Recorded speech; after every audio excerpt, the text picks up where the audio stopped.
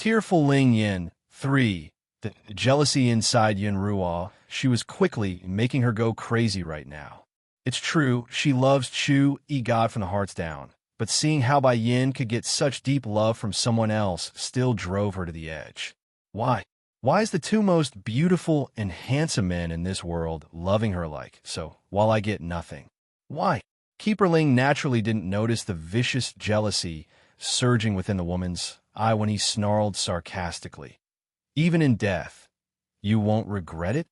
Song made a very simple reply to get his message across, and that was to openly laugh. I still haven't loved my wife enough. Why would I die? In this world, no one can kill me except Yin Yin. In this man's view, only his wife could take his life. No other person out there could. Ew. The grumpy keeper gawked, not able to comprehend the logic behind the other side's speech.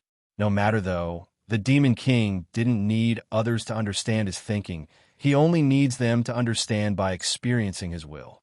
Without ado, an enormous aura suddenly blows up around Song's body and turned the sky around in his favor. Losing his breath at this incredible surge of power, Keeper Ling almost cowered there. How can he do that? The power from the sword should be enough to destroy him, so why is he able to put up such a strong front? I never felt such pressure even back in the day during his prime. Suddenly, a clicking sound came from below his gaze and caused an ominous sensation to creep up his spine. The old fella didn't want to look down, of course, knowing full well what it indicated. However, he also knew he had to, since the concentrated lightning bolts above the sky had started to act erratically like lost flies in a swarm. And sure enough, his entire body went stone cold once he confirmed it with his own eyes. From the sword that was firmly planted into the ground, there's a small, tiny line of a crack starting to form along the blade surface. This small defect may be small right now, but it's definitely a crack, a sure sign that the sword was starting to crack under duress. Keeper Ling, Yin Ruo, she nervously calls out from the rear. The old witch knows full well if they lose this battle, then the demons here would skin her alive if they could. That was why she's so scared at the moment. Back over in the sky, Song could see what's happening with the sword. He's smirking now, mainly because that's exactly what he wanted. Furthermore, the proud Demon King could already sense the familiar aura of someone he knew drawing in from afar. Otherwise, he would never take such a huge risk in what he just did. It's a double-edged sword. Failure means the death of him, but success meant the destruction of the main obstacle. Unfortunately, things wouldn't always pan out the way one deems it to be. Right when the Demon King wanted to finish the job by mustering up the last of his strength, a crying voice suddenly calls out to him from the city gate. Father, it's a tender and childish note belonging to a baby girl. Why is she here? Song wanted to respond to his daughter's cry, but in order to do the damage he did to the ancient sword, he had already exhausted most of his powers. Merely speaking out was an arduous task in of itself. Tearful Ling Yin, for by the time Ling Yin managed to make it out into the main battle site, the first scene she saw was her old man falling down from the sky and crashing to the ground. Papa! Immediately, the baby girl burst into tears and cried out, pushing herself to toddle unsteadily to the man's side. She didn't think twice, doing the only thing she thought she could do, and that was to cut her own finger again to let the blood drop. Drink, Papa, blood. Please hurry and drink some. Ling Yin. Song's faint voice sounded hoarse when speaking, but it paled in comparison to the tense pain he felt when seeing his own daughter's action. He would never ask this from a girl, nor want her to bleed for him. It's okay, Ling Yin. I don't. Unfortunately for the Demon King, his plea only made the baby grow more desperate, which in kind made Ling Yin squeeze her finger even harder to push out more blood. Nevertheless, the added effect of the magical blood did help soothe the poor man's health somewhat. It's not very effective, but it did give a flicker of power back into the Demon King, just enough for him to stop panting like he's about to die any moment. Ling Yin didn't know what's happening, of course. All she knew was that her blood didn't have a usual effect of instantly healing the patient. Turning to the Birdman behind herself, Uncle Winger, what is happening? Why is my blood not working? My blood is usually more useful than Mother's alchemic pills. Why is it not working on father? Shaking head in a helpless manner over the girl's tearful face. Princess, the king. He's like this not because of an injury, but because he expended too much power. Regarding the consequences of overextending one's power limit, Winger didn't want to say it, because it would only hurt the demon baby even more. Even so, Di Ling Yan's instinct told herself it couldn't be good, and that was enough. Di Tsong also knew the consequences of his own actions, and what it meant if there's no help from an outside source. But as a father, he's more worried about calming his precious daughter's mood than his own health. Reaching up to wipe some of those tears, the Demon King's complexion continued to grow worse. Why?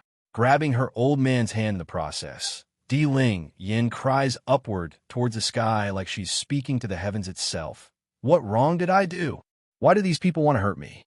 Her helpless voice only added to the pathetic nature of such a plea, because everyone here understood there's no such thing as fairness in this world.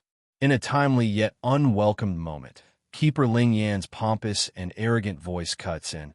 Ha! Demon King Di Tsong exhausted himself in order to ruin my sword, and now his daughter came running out on her own volition. Fate really is on my side. That said, the old grumpy elder continues to grin, but had locked onto the baby girl's presence. Little girl, don't worry. I will give you a painless death when I take your life. Di Ling Yin didn't care what others had to say, though. All she did was cast her eyes downward at her own man like she's in her own little world. Nevertheless, the muttering response she said told everyone she's well aware of the situation. My life is given to me by mother. I may be small and don't understand much about this world, but I know enough that aside from my mother, no one else can demand me to die. She may be childish and young, but the girl's words were more than enough to make Keeper Ling grind his teeth in hated anger. Why are all of Bai Yan's children like this, so lacking in virtue and teaching? Just like her mother, this demon princess is so selfish and arrogant. She doesn't give one care about the world. The sneaky Di Ling Yan won. Though he's laughing, Keeper Ling's tone nevertheless gave off a creepy chill that's unfitting to his style. Little girl, your parents have done too many evil things in their life, and now we are merely trying to help you, because only you can gain redemption for your parents. The old fella knows full well Di Tsong didn't have the strength to stop himself anymore, but he's a member of the Celestial Palace, an institution of the highest moral standard. Even if he takes a life, he wants to make sure the other side understand why they are dying. It's his ethical standard. Showing an irritated face. My father and mother have done nothing bad. It's you people who won't let them go and kept pestering them. She won't allow others to badmouth her parents. That's the demon princess's standard. Continuing to smirk in a sly fashion, it's not up to you to decide if they've done bad or not. It's me who decides it.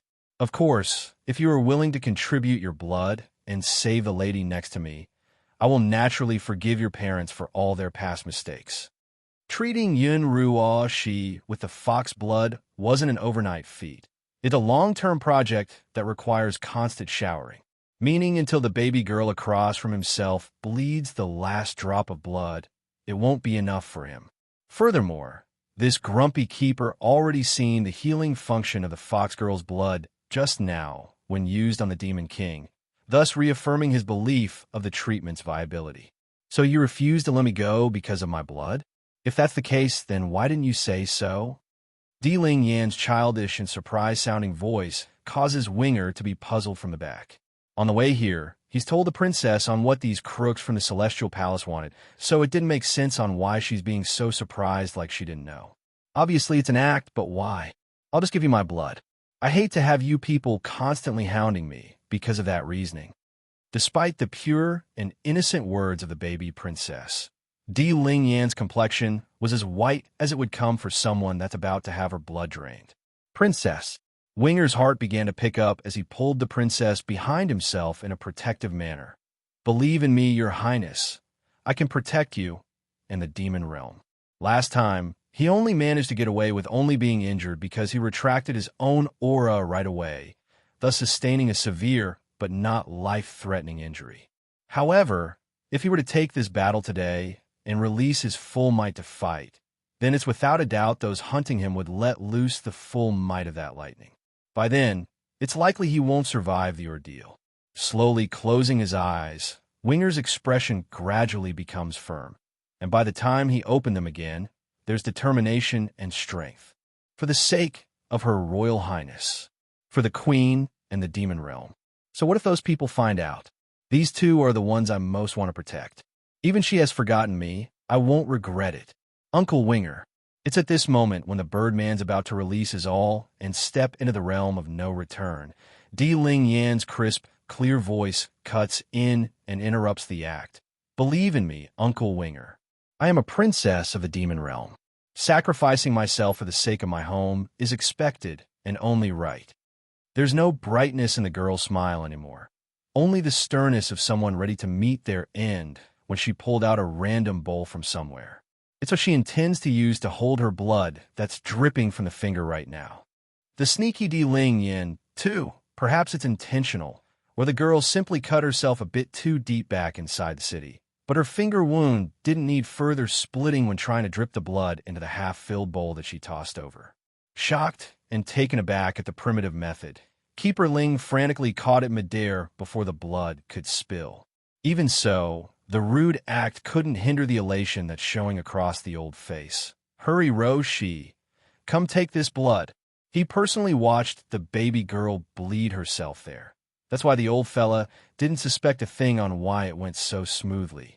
Furthermore, these keepers from the Celestial Palace are all individuals who are not prone to the scheming and conspiracies of the human world, hence the reason why they are so easily deceived, especially by the old witch who's been having their heads wrapped around her fingers. Yin Ruo, she didn't show the same kind of elation like the other side, though. She's downright panicking. Keeper Ling, I don't think it's a good idea. Having me drink blood, I just can't. If my body really recovered, wouldn't that mean I would have to shoulder the burden of protecting the world? No. What does these people take me for? Why should I sacrifice myself for someone else? You are the only hope of the Celestial Palace, Ruo Shi. The elder sighs with a frown showing across his old face. And only by having you recover will we never fall. Now we are only asking you to drink this blood. Why are you refusing? The old witch's face only grew paler as she's being forced into a corner. There's simply no excuse she could use to refuse without her lies unraveling. Accepting her fate, Yin Ruo, she decisively takes over the bowl and chugged the reddish liquid. However, instead of showing a look of healthiness and strength afterwards, the woman completely dropped the bowl onto the ground and shattered it. She's bleakly white while trembling, which only got worse as she puked blood like someone being injected with a vicious poison. Ruo Shi, screaming out in agony over this picture, Keeper Ling rushes over to catch the following woman, turning to confront the baby girl. You wench, how dare you scheme against Ruo Shi? Making an obvious skittish face at the huge holler. Di Ling, Yin appears scared on the surface. I don't know what's going on, but I do know that if a bad person does bad things, they will be poisoned if they take my blood. So, she must be a vicious and bad person as well. Humph. That's what you get for hurting my parents and wanting my blood. Now let's see what you will do. Keeper Ling's body started to shake all over due to how livid he was inside. He's green in the face and wanted to strangle the young baby. Knowing full well she's infuriated the enemy, Di Ling Yin starts to move on her next phase of the plan. Uncle Winger, when a person dies, will their blood solidify? Yes. Winger's mouth twitched because he now understood why the princess did what she did. She poisoned Ruo Shi by poisoning herself first. The sneaky Di Ling Yin 3. Oh yes, they want my blood and they want to kill me while doing so, didn't they? Oh well, it looks like they will never be able to use my blood then. Di Ling Yin speaks like she's just come to the realization. Keeper Ling's face went a shade of green as he pointed that finger in an accusatory manner. Yes, they're going to kill the girl eventually, but not right now. See, giggling in her voice, I said it already, you are not qualified to kill me. Her smile no longer carried any of the childish delight she had before, only a chill that's distant and cold. Winger may have known the princess for a short period only, but the Birdman never expected to see such a strong side from the baby girl. It's completely out of character and beyond her age. Sinking into a dark glare, Keeper Ling now understood what the baby was trying to do. Humph. You think we can't take you back with us first, and then slowly deal with you? As long as she arrives at the Celestial Palace, then her fate would be sealed. That's a fact, and a simple task to achieve right now. Unfazed and still smiling with that frosty look. You can. However, if you force me, then I won't ever give you the cure to the granny's poison over there. Yin Ruo, she's brain literally exploded right in that moment. Not because of the poison though, nay, but because she's been called an old granny. A lethal sore spot for any woman of age.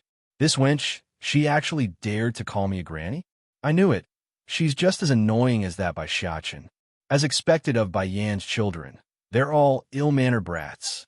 She wanted to say something to rebuttal that claim, but the clenching pain from the abdomen sent her crouching down like a squirming worm. You admit you added poison? Keeper Ling also explodes upon seeing the pained look of the old witch. I'm too negligent, thinking a child will not have too many vile thoughts, but this is by Yan's child. I should have known. Di Ling, Yin didn't pay too much attention to the elder's interrogating voice, though. Instead, she continues to speak with the Birdman, a huge disrespect for any keeper. Uncle Winger, can you take my father back to rest? His injury is very serious. Dropping her head, the baby girl appears to be frustrated due to her own powerless self. Naturally, Winger would be frowning over the request. If he leaves, then what about the princess herself? Thankfully, the dilemma didn't last long, because First Elder had caught up by now and presented himself as the answer. Princess, you really came to this place. What if something happens to you? Her Highness the Queen will skin us alive if she finds out. Quivering in his lips, First Elder said the first thing that came to his mind before noticing Deet Song lying there in a pit. This, the king, tearing up in the face now. Di Ling Yin promptly answered. First Elder, my father is hurt. Can you take him back to rest? I'll be all right. First Elder didn't move, though. Instead, he signals the old goat who also came with him to lift their liege out of the hole before turning to the one responsible. Keeper Ling, you people from the Celestial Palace all claim to be morally benevolent, yet you're hurting a child? Don't you think it goes against what you claim to stand for? Making a mocking laugh, Keeper Ling obviously felt otherwise based on that sarcastic tone. Child? If she's a child, then how could she plot a murder? You think a child can do such a vicious and cruel thing? How can you say that about me? You want to eat me, and I'm supposed to be grateful? Di Ling Yan's eyes got all dark and serious in her counter. Mother taught me I cannot hurt others without reason, nor allow others to hurt me. And if they do, we must return the favor at twice the level. The sneaky Di Ling Yan, for I like to ask, is it me poisoning her more serious or her eating a child more serious? Cocking her chin high, Di Ling Yan shoots back with strength in her voice. This time, even Keeper Ling was speechless because he had no rebuttal against that logic. Although he mouthed off about the good of this world and such, but the demon princess was still just a child. That's a fact, and he couldn't deny it. Even so, she can't poison Ruo Shi. The old grumpy keeper continues to preach his side's logic like a stubborn old fool. The fault lies with the Celestial Palace. Ruo, she did no wrong. We were the ones who forced into it, isn't that right? Princess, did you use poison like he claims? First Elder asks with a hint of confusion in his voice due to not making head or tails of the whole story. This time, Di Ling Yin didn't deny the case and confirmed it with a nod. Yes, I secretly took a poison while they weren't paying attention. Then she drank my blood, so it's natural that she got poisoned too. The elder's face promptly turned a ghostly white. What poison did you eat? How could you take such a risk, Your Highness? What if something happens? How are we supposed to tell your mother the queen? Don't worry, First Elder, I have an antidote. Without hesitation or delay, the baby girl quickly took out a bottle containing said pill and tossed it into her mouth. Keeper Ling wanted to rob the item as his first instinct, of course, but it's too late by the time he wanted to move, showing an irate expression as he spoke. Do you have more? Hurry and hand it over if you do. In the Celestial Palace, The strongest alchemist would be Healer Yu. However, the guy hates Ruo Shi to death right now. There's no way he would offer a cure even if they asked. No, I don't anymore, said the baby with a slight giggle. Mother only gave me one and I've eaten it. By the way, this antidote will only work after a month's wait. During this period, my blood will always carry the poison, so you people can forget about touching me. Unlike her older brother, Di Ling, Yin only had 2 years to her life, meaning she's not immune to all sorts of poisons out there. At most, she's only slightly resistant to the effects. A visible tremor shook Keeper Ling's body over that answer. He couldn't accept the fact that someone like he would be cheated by a simple child. That's equivalent to someone slapping him and making him lose face. Ho ho, I don't believe there is no antidote on you. Hand it over this instant, and I'll forgive you for what you've done. It's then a snickering sneer cuts in from above and catches everyone's attention. Forgive? On what basis do you have to say that word after all you've done? Standing in the open sky was a woman donning a dress purer and whiter than a drifting snowflake, surreal and mesmerizing. However, the indifferent glare in those eyes seems more threatening than a ferocious beast ready to pounce at her prey. Di Ling Yin was the first to react to the new entry, especially when she recognized that incredibly similar face to her own mother's. Grandmother, you are back. Bai Ning initially fell into a pause over the way she was addressed, but those eyes soon turned to eagerness as she stared downwards at that cute, cuddly face that's also staring upwards.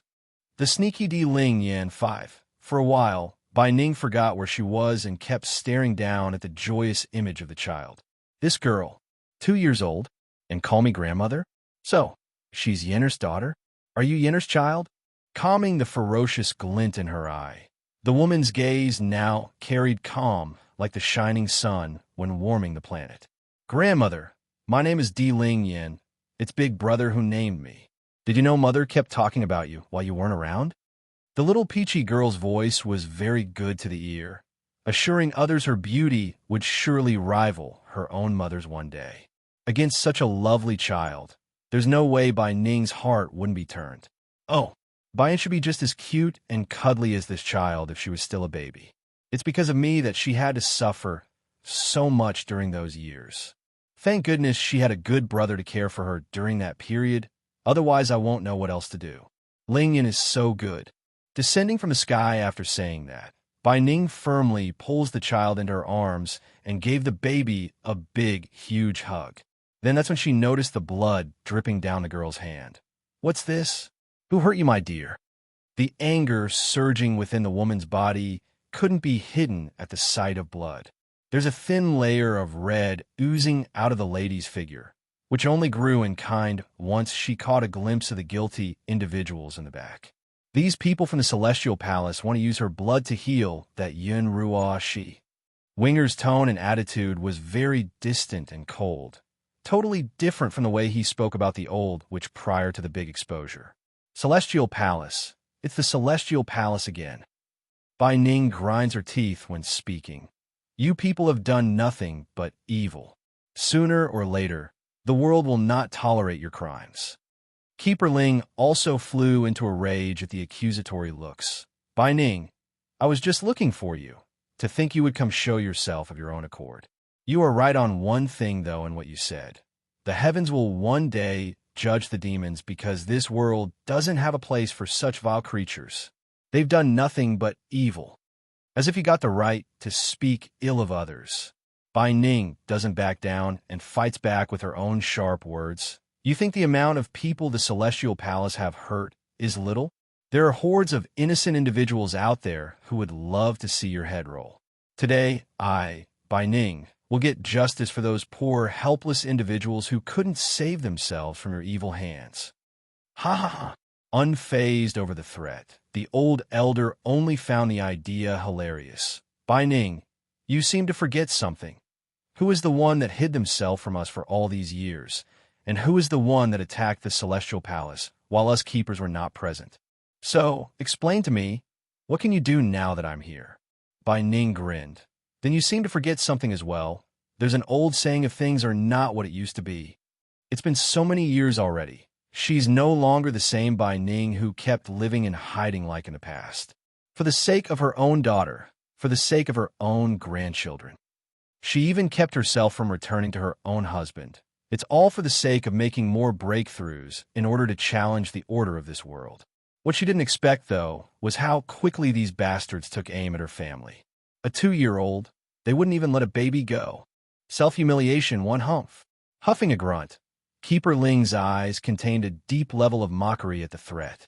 He didn't believe the idea for 1 second. Bai Ning, you are too conceited. Even the Demon King lost against me. What can you do with your measly strength? That said, a huge amount of pressuring wave came sweeping out of the senior's body, causing the weak to cower to their knees under this overwhelming strength.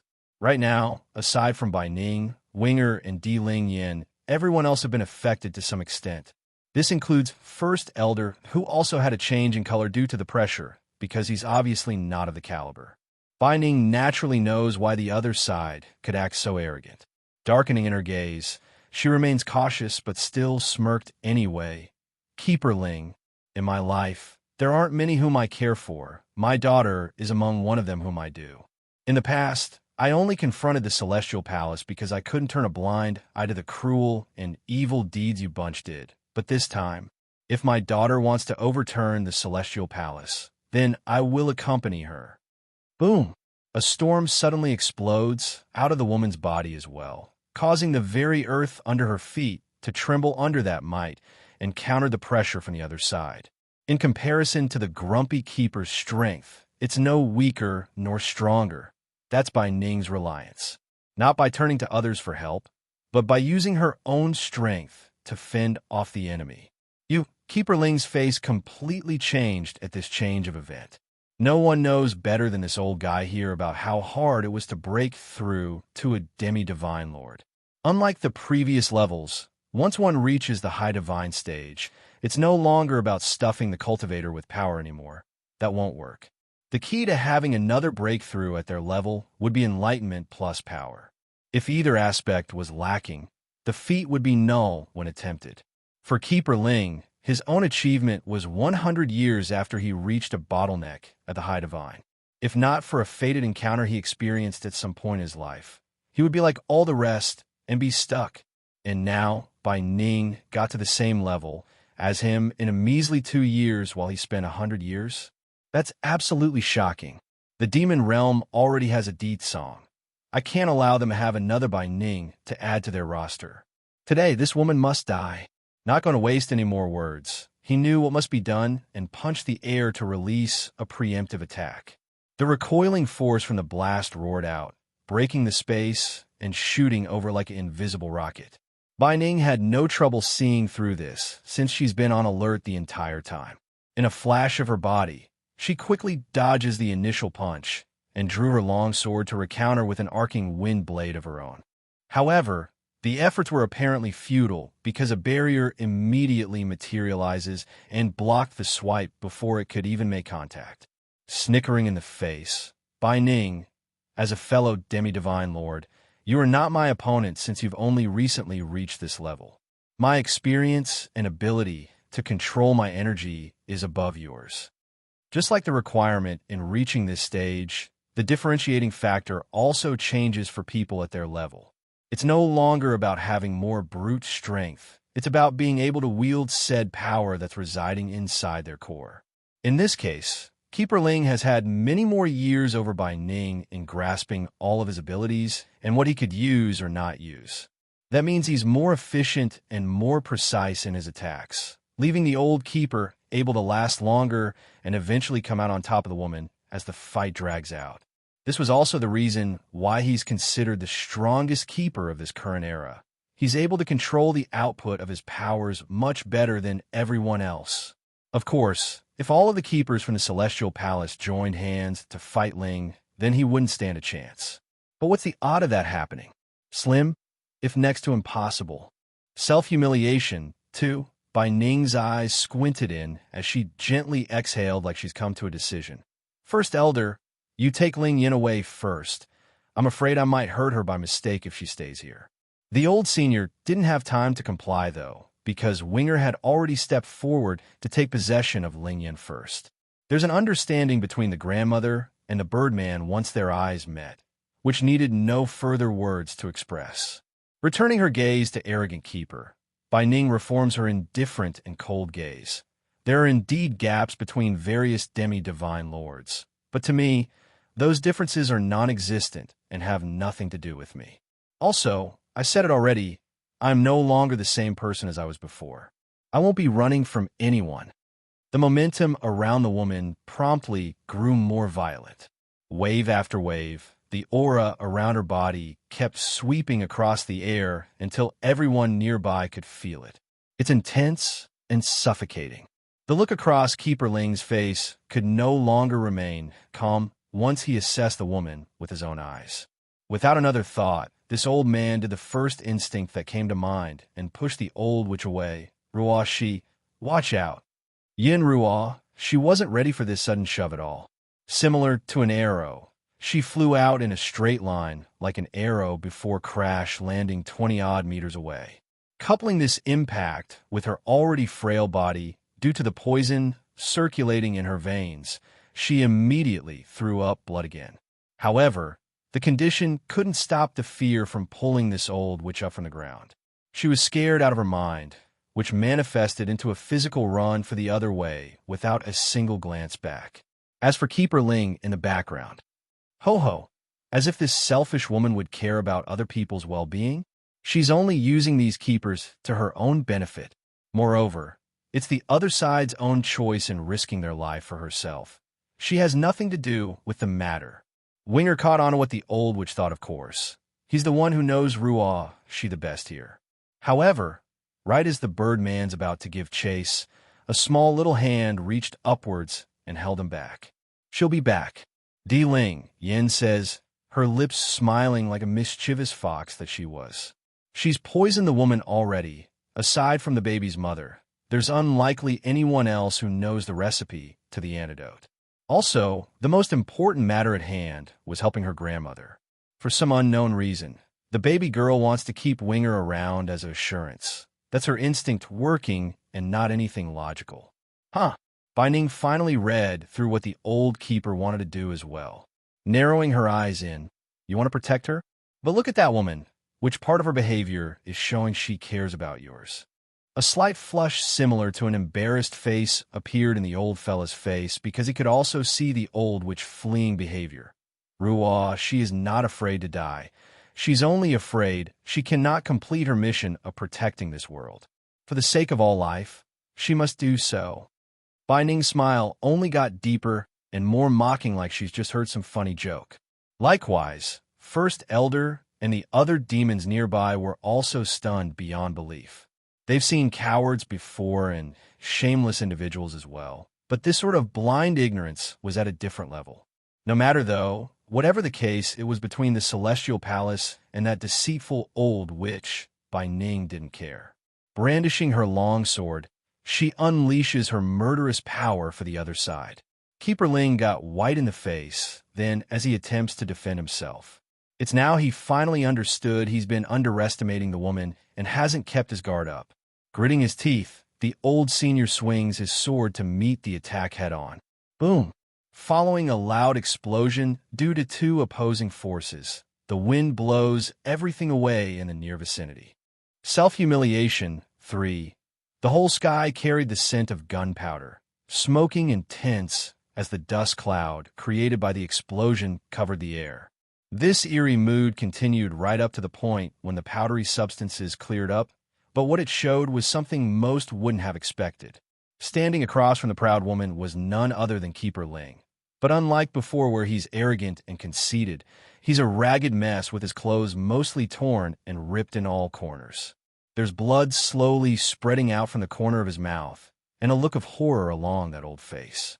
How can it be? She couldn't have made the breakthrough all that long ago. How can she wield so much power in one attack?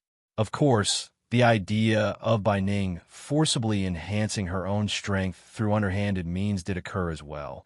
But considering Keeper Ling's experience and awareness, the old fellow was confident he would be able to pick up the unstable factor of someone going down that route. In other words, The power shown was the real deal in his view. Keeper Ling, do you now believe I'm no longer the same person as I was back then? Smiling in the face, Bai Ning's aura continued to grow as she spoke. Not only can I deal with you now, I do it with ease. As for the Celestial Palace, just wait, I will go settle the debt sooner or later. The old keeper's heart trembled at the threat, causing his hands to tighten into a ball. Now you can scram. By the way, go back and tell your peers to tidy themselves up for me. I, Bai Ning, will personally settle the score with each and every one of them. The woman's voice may be mild and indifferent, but it's strong and powerful to the ear, like a drum roll to the other side. That's all Keeper Ling needed to hear, though. He didn't argue, nor did he leave a sinister remark before leaving. He merely turned and left in silence. The old man's ashamed of himself for fearing for his own life despite all the moral values he kept spouting. Madam, Winger mutters from the side. Why are we letting him go? The question was good, a reasonable one at that. However, it was First Elder who spoke up to answer it instead of the woman herself. Madam Bai Ning, if I'm not mistaken, you must have taken a special drug to forcibly enhance your powers, didn't you? And that drug, it's only viable for one attack. Is that why you let him leave? That's to say, the raging storm of an attack Bai Ning did just now was indeed done at the help of outside materials, just that it's very special and unique to the point where Keeper Ling didn't realize it due to his stun mindset. If the old grumpy keeper had insisted and had a stronger spirit to fight, he would have immediately exposed the deception. Yes, First Elder, I did take a special Dan pill for that attack I used. I'm like that Keeper Ling, both at the middle stage of the demi-divine lord level. He can't break through my defense, nor hurt the people behind me if I insist on blocking him. Naturally, she wouldn't have done this if she could kill in one blow, but that's simply too hard. Also, I took into consideration of the current fighting force we have. My daughter is not around, and my son-in-law is wounded, as you can see. In that case, I feared my prolonged battle with Keeper Ling would draw out the other keepers in the Celestial Palace. By then the tide would change, and we would be on the defensive again and likely unable to cope with the other side's reinforcement. Then, smirking mischievously like she's a fox as well, Bai Ning clearly felt proud at what she's achieved. So, I took advantage of his mindset and offered him a retreat. I knew he would be shocked by my incredible growth and would waver. It's a gamble, and it worked. I understand now, grandmother. Di Ling, Yin starts giggling like a little child. Grandmother is so smart, scaring that scary old man away. Ling Yin is so clever. Bai Ning also starts to chuckle at the sight, and went ahead to pinch her grandchild's nose as a tease. Proudly cocking her head high, the praise was definitely working on the princess. That is, of course, I am mother's daughter, so of course I'm clever. In the mind of this little pipsqueak, Bai Yin was the smartest human being out there. As the genetic heir of said being, she's bound to be smart as well. Bai Ning kept smiling, but it didn't stop her from sighing deeply at the mention of her own missing daughter. But my plan won't last for too long. Those keepers from the Celestial Palace are going to come back sooner or later. It will only delay the inevitable battle. So, we need to first wake my son-in-law up and help recover. Then the issue won't be an issue anymore. Self-humiliation, for, all in all, what Bai Ning did just now was all no more than a front, a fake, but well-thought-out front that was also quite risky. But then again, she didn't have a choice considering all she had to work with. So what if she beat Keeper Ling? Surely the Celestial Palace would bring in the other keepers afterwards. What then? Obviously nothing. One person of her caliber wouldn't be able to contend with that many. She's proud and courageous, not foolish and blind. Of course, if the worst-case scenario occurred and Keeper Ling stuck around, then obviously the woman here would fight to the end. Fortunately, it didn't, and things worked out fine. There's no person in this world who wasn't afraid of death. It's just a matter of are they prepared to meet their end for their goal. After leaving the Demon City, Keeper Ling soon caught up to the old witch, who continued to flee at her fastest speed. And like usual, her lies and deception easily fooled the old man, claiming she only escaped for the sake of saving the world. Just like that, the pair returned to the Celestial Palace without further incident. Keeper Ling, what is going on? Why are you and Ruoh, she in such a horrid state? Some of the keepers who saw their return hurried over to ask for their condition, especially Keeper Zun, who showed the greatest worry due to his kind nature. They all believed Yun Ruo, she to be the savior of this world. So many were quite unhappy that Ling would allow the girl to suffer such injury. What if she dies before the calamity strikes? What then? Ignoring the blaming looks coming his way, Keeper Ling got straight to the point. Di Tsong has a daughter. That wretched demon Winch schemed against Ruo Shi and poisoned her. There was a long pause after the news, followed by a burst of ecstasy in the hearts of these old keepers. Apparently the joy had overshadowed the other part about the poison. There's a princess in the demon realm. Then does that mean Ruo, she can be saved? Huffing a grunt at the question, if you can pull a win over that by Ning, then go ahead. She's at the demon city right now. Although Di Tsong, the demon king, is injured after his fight with me, it's not enough to cripple him. If we go now, it will only result in our death. Bai Ning? What does this have to do with Bai Ning? Wait, does that mean he's hurt and in this ragged state because of Bai Ning? Many of them thought, gazing up and down at their peers' horrid state. Are you sure? How can that woman be a threat? Keeper Yellow asks with a skeptical tone. He's the one most against Ling and still held a grudge for the previous punch he took. Gloomy in the face, Keeper Ling obviously recognized the skeptic looks coming his way. Do you not see my appearance? This is what Bai Ning did to me, and guess what? Do you know how many hits she needed to hurt me? Just one. She hurt me to this level with one blow. If I hadn't run fast enough, my life would have been left there today. If one never experienced it firsthand, then of course they couldn't relate, but he did. That's why he's so affirmative that Bai Ning has changed drastically compared to 2 years ago. When everyone heard his outcry, they promptly got all quiet. It's eerie and uncomfortable.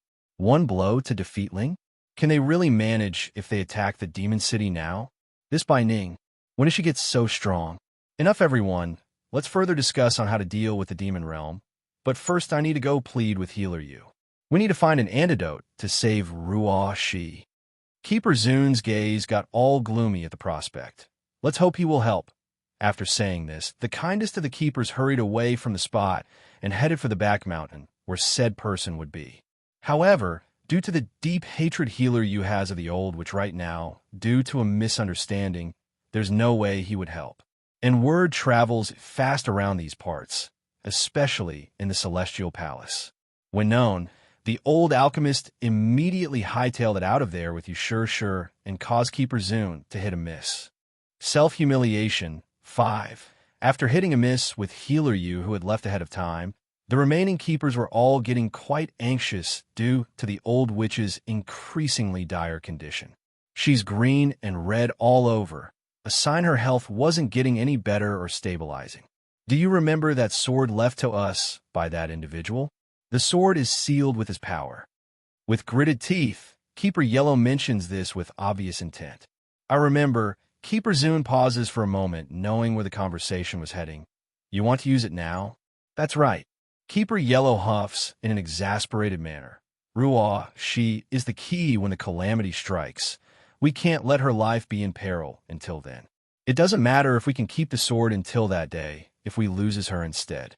Compared to a divine artifact, I'd rather we use that sword now and force the demon realm to hand over the antidote. Fine. Keeper Zun also agrees after deliberating the options. I will go grab the sword now. Then we can all attack the demon city together. Having said that, the kindest of these old fellas began to turn for the altar hall. However, right as he's about to make a second trip out of here, a gloomy and heavy voice stops him. You don't have to go. Frowning in the face, the confused elder swings his head around at the source of that voice. Why? Are you still unwilling to use the artifact? Don't you know what is more important here, Ruo Shi or the sword? The power in the sword could only be used once after being activated, so it's within reason to be unwilling. It's just that the following reply from Keeper Ling was a news so bad that it left everyone in a distraught state. I'm telling you not to go because I already took it with me when I went out to search for Ruo Shi. Bring the sword? He brought the sword. Then why would Ruo Shi be poisoned then? The idea kept circulating in the air without being spoken. But the sword was destroyed by Di Tsong. Boom! Similar to a thunderbolt. Their minds were blown away until it's a blank slate. But the sword was destroyed by Deed Song. Ruined? You're kidding with us, right? Keeper Zune asks with trembling vocals. Even if the sword didn't carry the sealed power inside anymore, it's still a divine artifact. What power could destroy a divine artifact? Not even they can make a dent on the blade, let alone destroy it. Keeper Yellow was the first to come back to his senses. Without another word, he rushes up to his grumpy counterpart and grabbed the collar. Keeper Ling, tell me you are kidding about all this. Tell me you're only cracking a bad joke. The latter didn't speak, only keeping silent to reaffirm his answer, which was enough to make Keeper Yellow lose his strength and grasp. They all understood now this was no joke. Why did you take the sword out without discussing the matter with us first? Do you know what you've done? Despite being the kindest and most tempered of them all, Keeper Zune also felt angered and frustrated at the other senior's rash action thus far. How are we supposed to save Ruashi now? The sword could have helped us in procuring an antidote, but now, without it, what else can force the demon realm into submission? The kind keeper continues to berate the other side, with red showing in his old eyes. Guilty as seen, Keeper Ling didn't talk back this time, and simply took it. Bang! Unable to take it anymore due to the lack of reaction, Keeper Yellow loses it first and throws a punch directly into the other man's chest. He didn't hold anything back, causing Ling to start throwing up blood due to the former injury. Enough! Yes, I did make a mistake in taking the sword without first informing you all, but what does it matter now? Rather than continue to dig at me, how about we all think of a way to get a cure first? As frustrated and angry as Keeper Yellow was at the bastard, he also had to agree to the fact that fighting wasn't the solution. This includes the remaining keepers who also nodded in agreement. By Yan's return, Ling, we are truly chilled to the bones this time after what you've done without our consent. Keeper Zune expresses his displeasure by making his tone cold and distant. However, regardless of the friction happening inside the Celestial Palace, we will put everything aside for the sake of Ruashi. The urgent matter is, like you said, to save her. Everything else can come afterwards. It took several days for Keeper Ling to bring Yun Ruashi back, meaning the poison has already been at work for a while. Based on the dreaded appearance of the old witch's body right now, they fear she really might not make it if nothing was done soon. It looks like we only have one option left. Keeper Zune continues after a long silence. Just like Ling said, Demon King Deedsong is injured after destroying the divine artifact, meaning the fighting force of the demon city is at its weakest right now. Go issue a celestial edict in my name. We will gather all the forces we can for a final assault. In the celestial realm, most of the demi-divine lords are gathered in this celestial palace, but there are also some who refuse the invitation to join this organization and would rather live a reclusive life. They may not like this idea, but they couldn't do anything either about the will of others.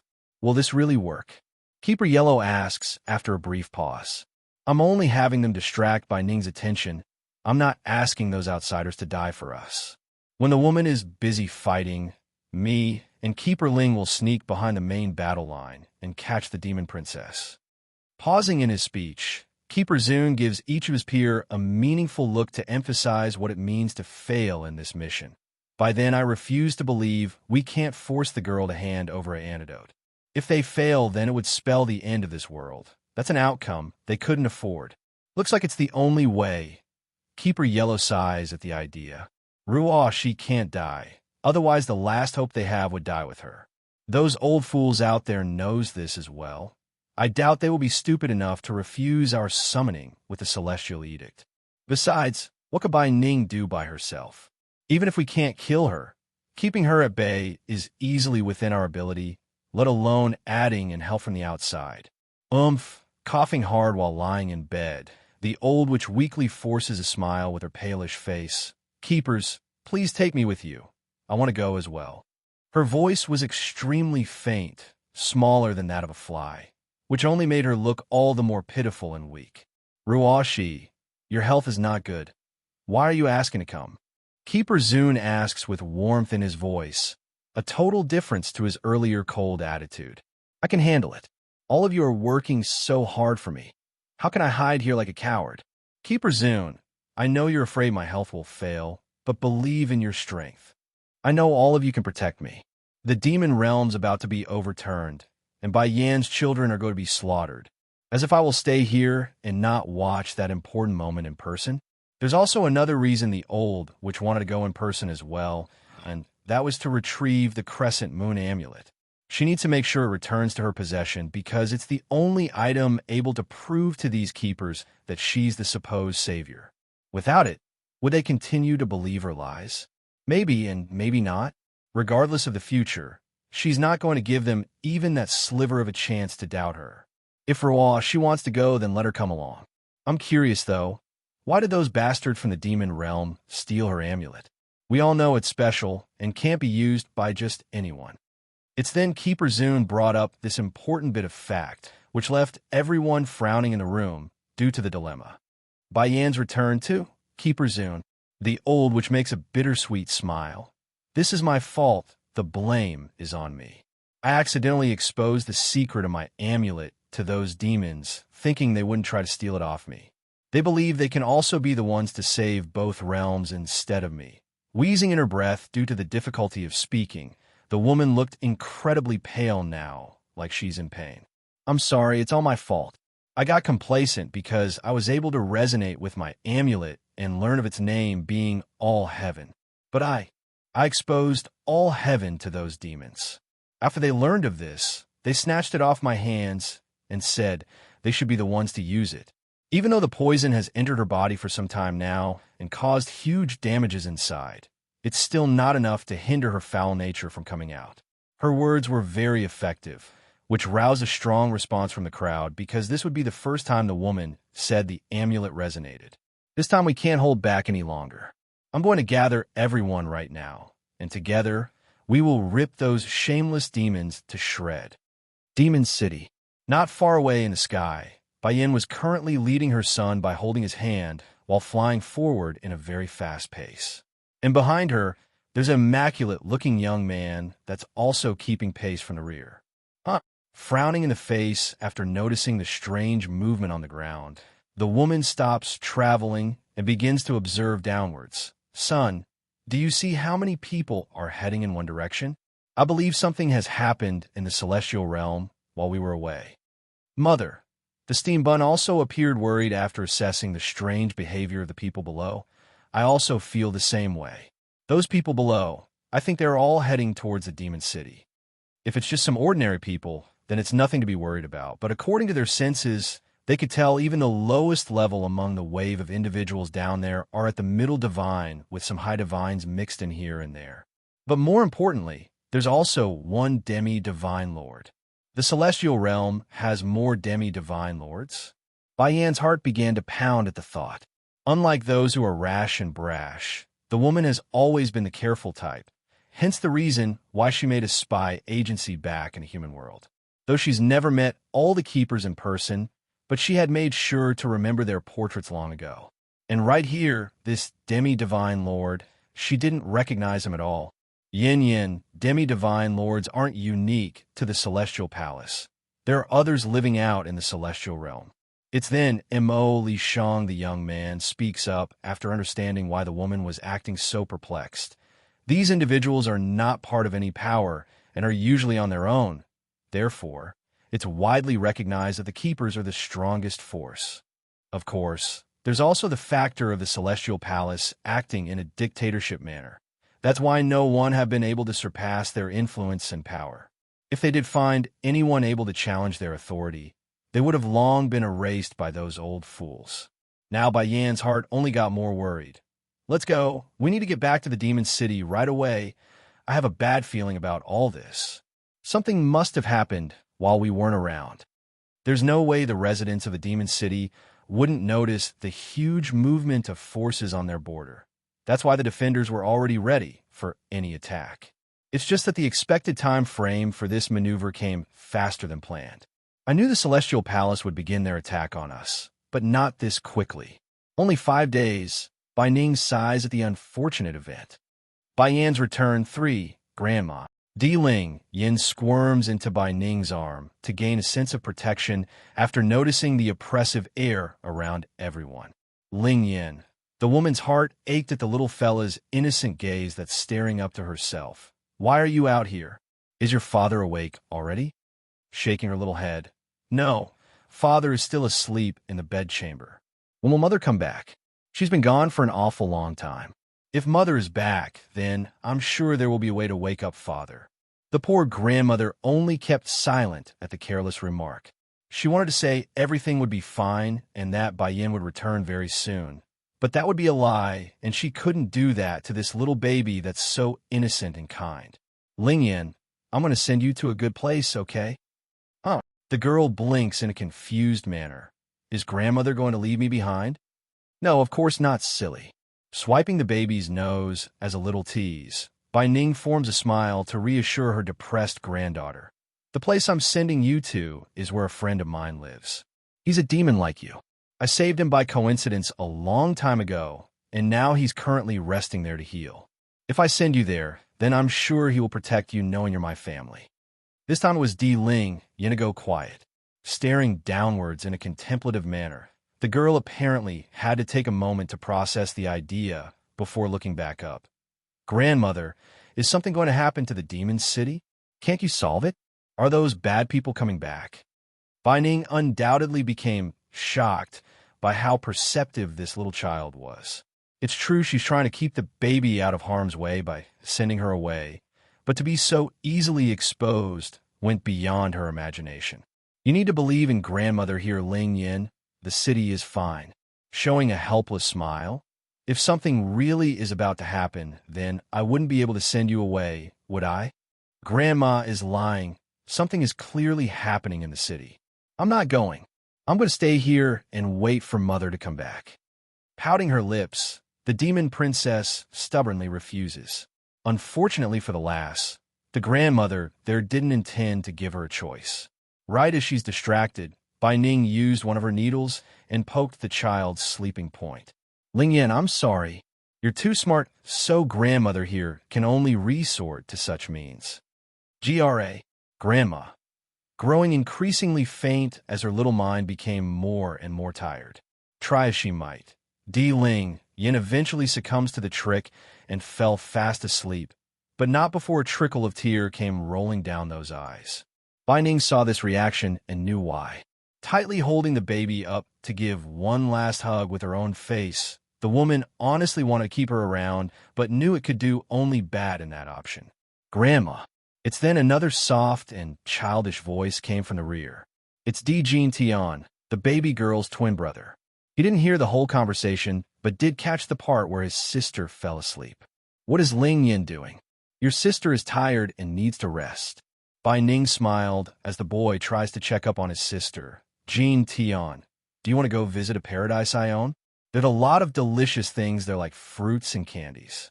I'm sure you will find a lot of surprises there. That did it. The little glutton could be seen drooling right then and there. A sure sign he's been baited. I'm going, Grandma, take me.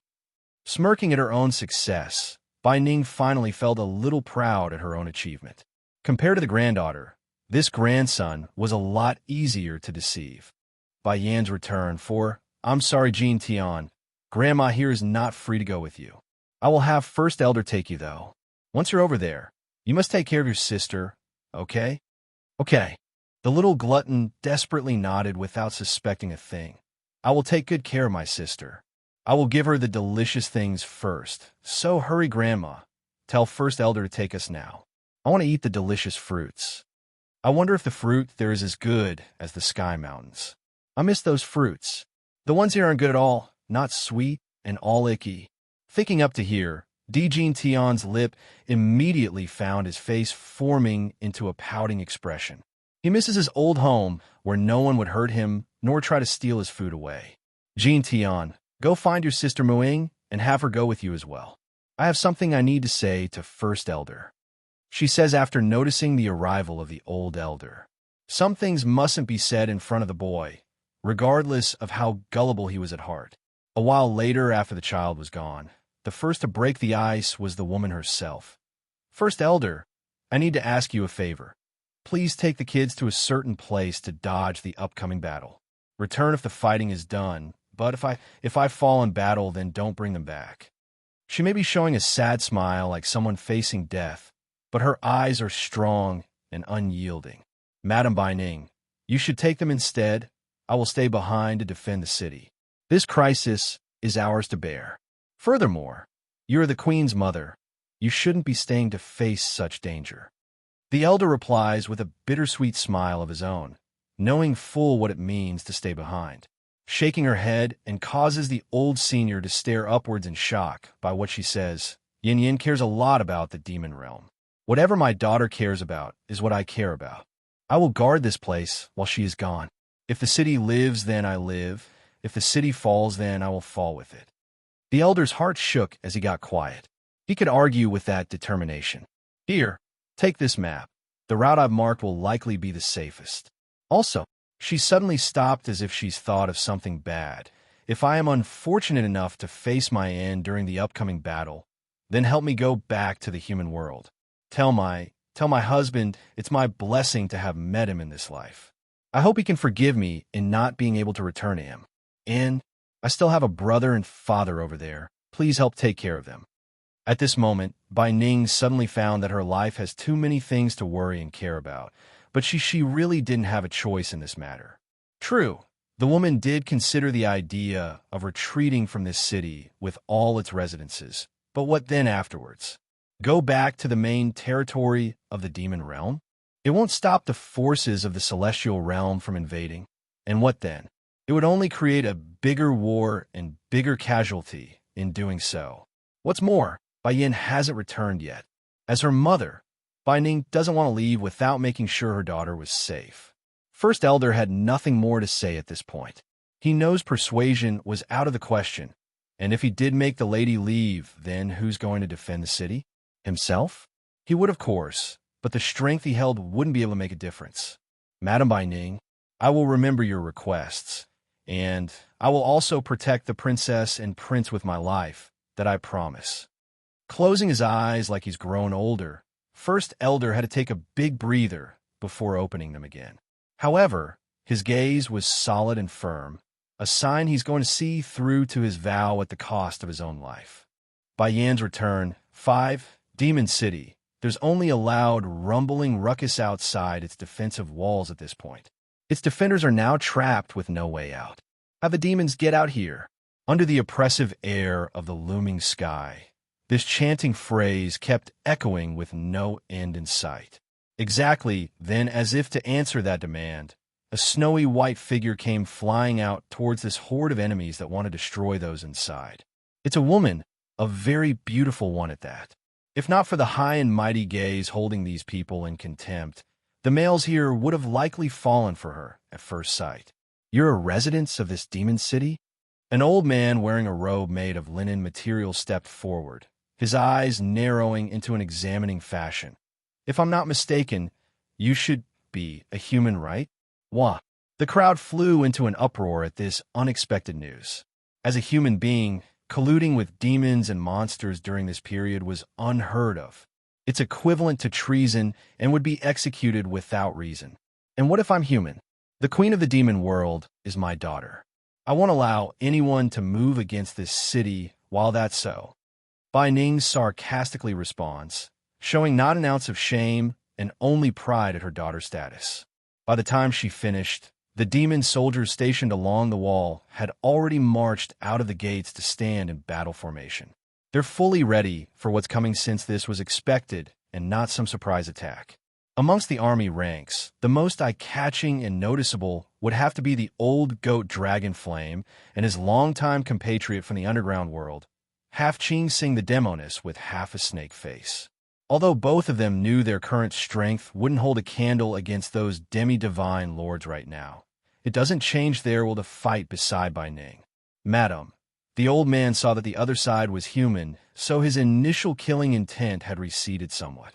Sighing like it's a shame to be fighting a fellow demi-divine lord. "You should know what we are here for. For the sake of humanity, hand over the little princess under your protection, and I will guarantee your safety." The other demi-divine lords here right now in the battlefield aren't from the Celestial Palace, so they're not as tyrannical in their behavior. Nevertheless, death was a scary factor that could drive anyone to move if it's avoidable. Bai Ning's face only carried a cynical snarl at the demand. Death of the Celestial Realm has nothing to do with me, nor will I hand over my own granddaughter for your people's sake. Today, unless you can bury me under this soil, none will take another step forward. Charging in a flash, her figure descends from the sky at breakneck speed to attack the foe. She's done talking at this point. If so, then you leave us no choice. Likewise, the old man in charge of this fighting force also draws his blade to meet the assault head-on. Just like that, the curtain to this war has been drawn, signaling the start of the clash between demon and celestials. By Yan's return, 6, the battle did not last long before the members of the Celestial Palace appeared on the battlefield. Right away, and without surprise, Keeper Ling was full of resentment along his old eyes after accessing the situation. He's literally grinding his teeth because he's now realized the deception. Truth was this old fella had been there for a while, just that due to fear of the woman, he had kept himself hidden in the back and kept watching. Then that's when the truth hit him after some observation. The strength portrayed by the woman was obviously different from the previous battle. In other words, he's been tricked by some secret method that could raise a person's power without any form of defect. Bai Ning didn't know nor care about the other side's thought, though. She's entirely focused on the battle at hand due to how vicious the opponents are. Sure, the woman was a demi-divine lord, but fighting several foes at the same level was straining, to say the least. For the rest of the demons defending the city, they aren't faring so well either. Many have died after the initial clash, with most suffering from some sort of wound by this point. However, the will to fight hasn't elevated in the least due to the deep hatred they had for the Celestial Realm. It's their life's goal to get payback for the humiliation their kind suffered a millennium ago, something that is fully ingrained into their bones from birth. Keeper Ling, didn't you say that Bai Ning is very strong and that we need to be wary of her? From the way I see it, she's no more than our equal at best. Speaking here was Keeper Yellow, the one who disliked the grumpy senior the most. I was deceived by her, that I admit. Keeper Ling immediately got all ugly in the face as he huffed a grunt over the remark. Regardless, it's a good thing for us knowing she's not as strong as I believed. Now we won't have to enact the previous plan and directly attack the city instead. The demon princess will be ours. Without further ado, the old senior shot out like a cannonball to begin his own redemption. Bang! Due to how unexpected the attack was, plus the fact that it came from her rear, Bai Ning had to struggle hard to swing around in time to force a palm strike of her own. Even so, the recoiling force from the impact of two immense powers were more than enough to send her stumbling backwards due to the loss of balance. But this effect was nowhere enough to satiate the grumpy keeper. Not giving the woman a chance to retaliate or to get her head together, he launches into a barrage like a mountain crushing down at an ant. He's relentless and had no intent to hold back. Keeper Yellow, you protect Ruo Shi here, we will join the fight. She won't last much longer if we don't get the antidotes soon. Furrowing along the brow, the kind Keeper Zun says before charging into the fray as well. He's got a bad feeling about all this, but couldn't figure out why. Not long ago, Di Ling Yin and Di Jin Tian were both taken away by First Elder as planned before the final enclosure could be made around the city. And as a safety precaution, the Elder also took the crazy old coot with them in order to ensure there's no possible danger. For that reasoning, Winger did not leave with the group and stay behind. The Queen is my lifesaver, and Madame Bai Ning is her mother. Standing beside the gate entrance was the Birdman himself. He could have fled on his own or tagged along with the part if he insisted, but his consciousness wouldn't allow that and kept him here in this station. He's been watching the fighting and had a grim outlook on the way the battle was turning out. Winger, what are you doing? Are you just going to keep standing here and watch while everyone dies before your very eye? No, I won't do this. She may not be here in person, but I must do what I can to protect her family. That's the least I can do for all the mistakes I've done so far. By Yan's return, 7, Due to the constant barrage of assaults from multiple opponents, Bai Ning's figure eventually started to show signs of overexertion. She's less agile and clearly whiter in the face as the battle dragged out. Noticing this, Keeper Ling wanted to press his advantage and push for another attack. However, it's exactly then the thunderous sky above their heads suddenly stopped rumbling and turned into a grayish mass. Bang! Not expecting to be attacked from the rear himself, the old grumpy keeper found his chest taking a heavy blow, thus causing a huge amount of blood to come pouring out of his mouth. "Who are you?" he asked with a shocked look in the face after regaining his footing. The old fella never experienced such a cold, hard glare before, and such power. It's actually making him feel uneasy inside. "Winger." Yin Ruo, she became shocked as well by the sight. "No, it can't be. This is not the Winger that I know. That person is a weak-minded fool. Not this one here with such an intense dominant aura. Who am I?" Winger chuckles sarcastically. "Yin Ruo, she should know me better than anyone here. I am the one she used for the past several hundred years and shoved aside once she was done." Keeper Ling's expression changed greatly, mostly in the irate fashion. "Ruo, she's not such a person. It's useless to frame her. We will not believe anything you say, fiend." "Frame her? Ha ha ha. As if she is worth me framing her? She took the queen's amulet and used it to mislead me. Otherwise, why else would I follow her orders for the past several centuries? Fortunately, I now know the truth. It's you fools who are still being lied to by her and being toyed around like idiots." The keepers naturally wouldn't believe a single word from the Birdman, but that doesn't mean it would be the same for those not of the Celestial Palace. This was especially true for the demi-divine lords called upon for this battle.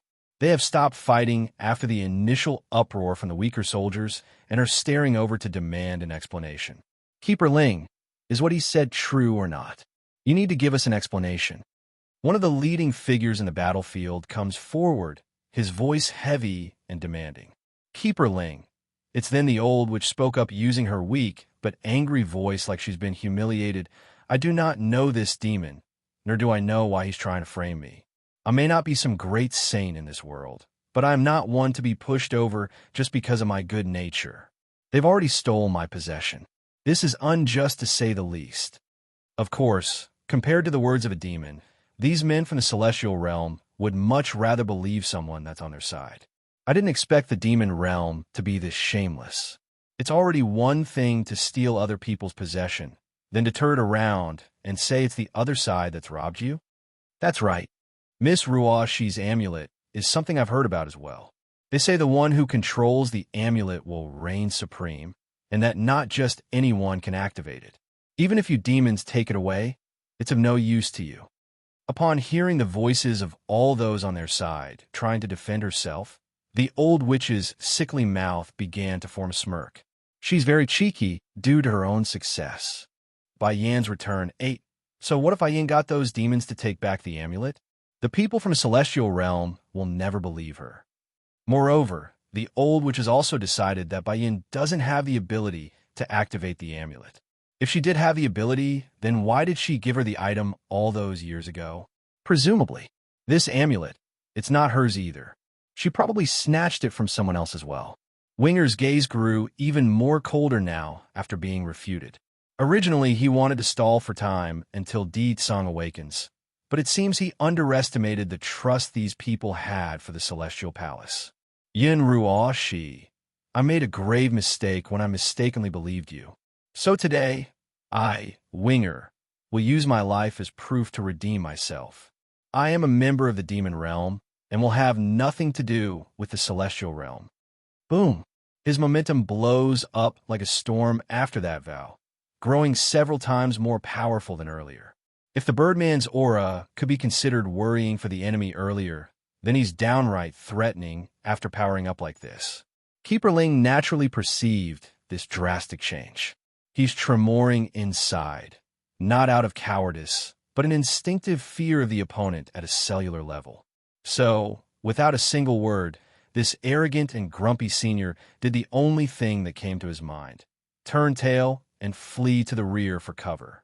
The other keepers also reacted similarly. Sadly for them, though, a few were too late in their pace. They simply didn't think it's possible for the Demon City to hide someone so powerful that's not of the Demon King. PFFFF. One of the slowest runners didn't even know what hit him then. Without a moment to retaliate, this poor keeper came crashing down to the ground in heavy thud, his eyes showing an intense fear at the ever-encroaching bird demon. Winger didn't have time to waste here, though, like most people would be doing while they are at an advantage. He randomly picked up a sword from the battlefield and swung down at his decapitated foe, causing a huge gash to be ripped down the keeper's back. There's enormous blood splatter due to the destructive energy in there. This was exactly what Keeper Ling saw when he turned his head to take a look at his rear. It's horrific in the eye of this man, something he never even thought possible for a demi-divine lord to be slain so easily. Gritting his teeth, "Who the hell are you?" "The queen is my lifesaver. Because she is my lifesaver, I will not allow anyone to harm her family." A shudder ran through the old witch's heart after she heard what Winger said in his reply. She's very weak and needed to lean in against an old tree for support. Even so, this condition still didn't hinder her from clenching up those hands into a ball. Why? Why didn't Winger show such power when following me? Why only when he's by Yan's side does he become this powerful? This man, did he do it on purpose? Deliberately hide his power? The more she thought about it, the more frustrated and irater this old witch became. Though to be fair, this time it's not Winger's fault for misleading the woman. It's not on purpose. Rather, it's for self-preservation from those hunting this birdman, which manifested into reality right then and there as the destructive lightning of purplish hue materializes above his head. Winger saw this change of course, and it made him fall into a panic.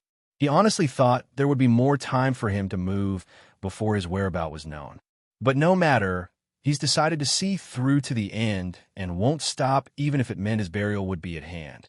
By Yan's return, 9. The ones killed thus far may happen to be only from the Celestial Palace, but those summoned for this battle was still falling into a panic. They came to help win a war, not to throw their lives away. So, after a brief exchange of looks between themselves, these demi-divine lords all turned tail and fled in all directions like it didn't matter anymore. Winger didn't go after these individuals despite the opening. His focus remained solely on the keepers at hand. Like a mighty tiger that's been provoked, he flew for Keeper Yellow next and smacked a direct punch at his back, causing the old elder to shoot dozens of meters out in the process. Bai Ning didn't move despite being beside the birdman. She's just as shocked as the others because the guy didn't show any sign of being this powerful.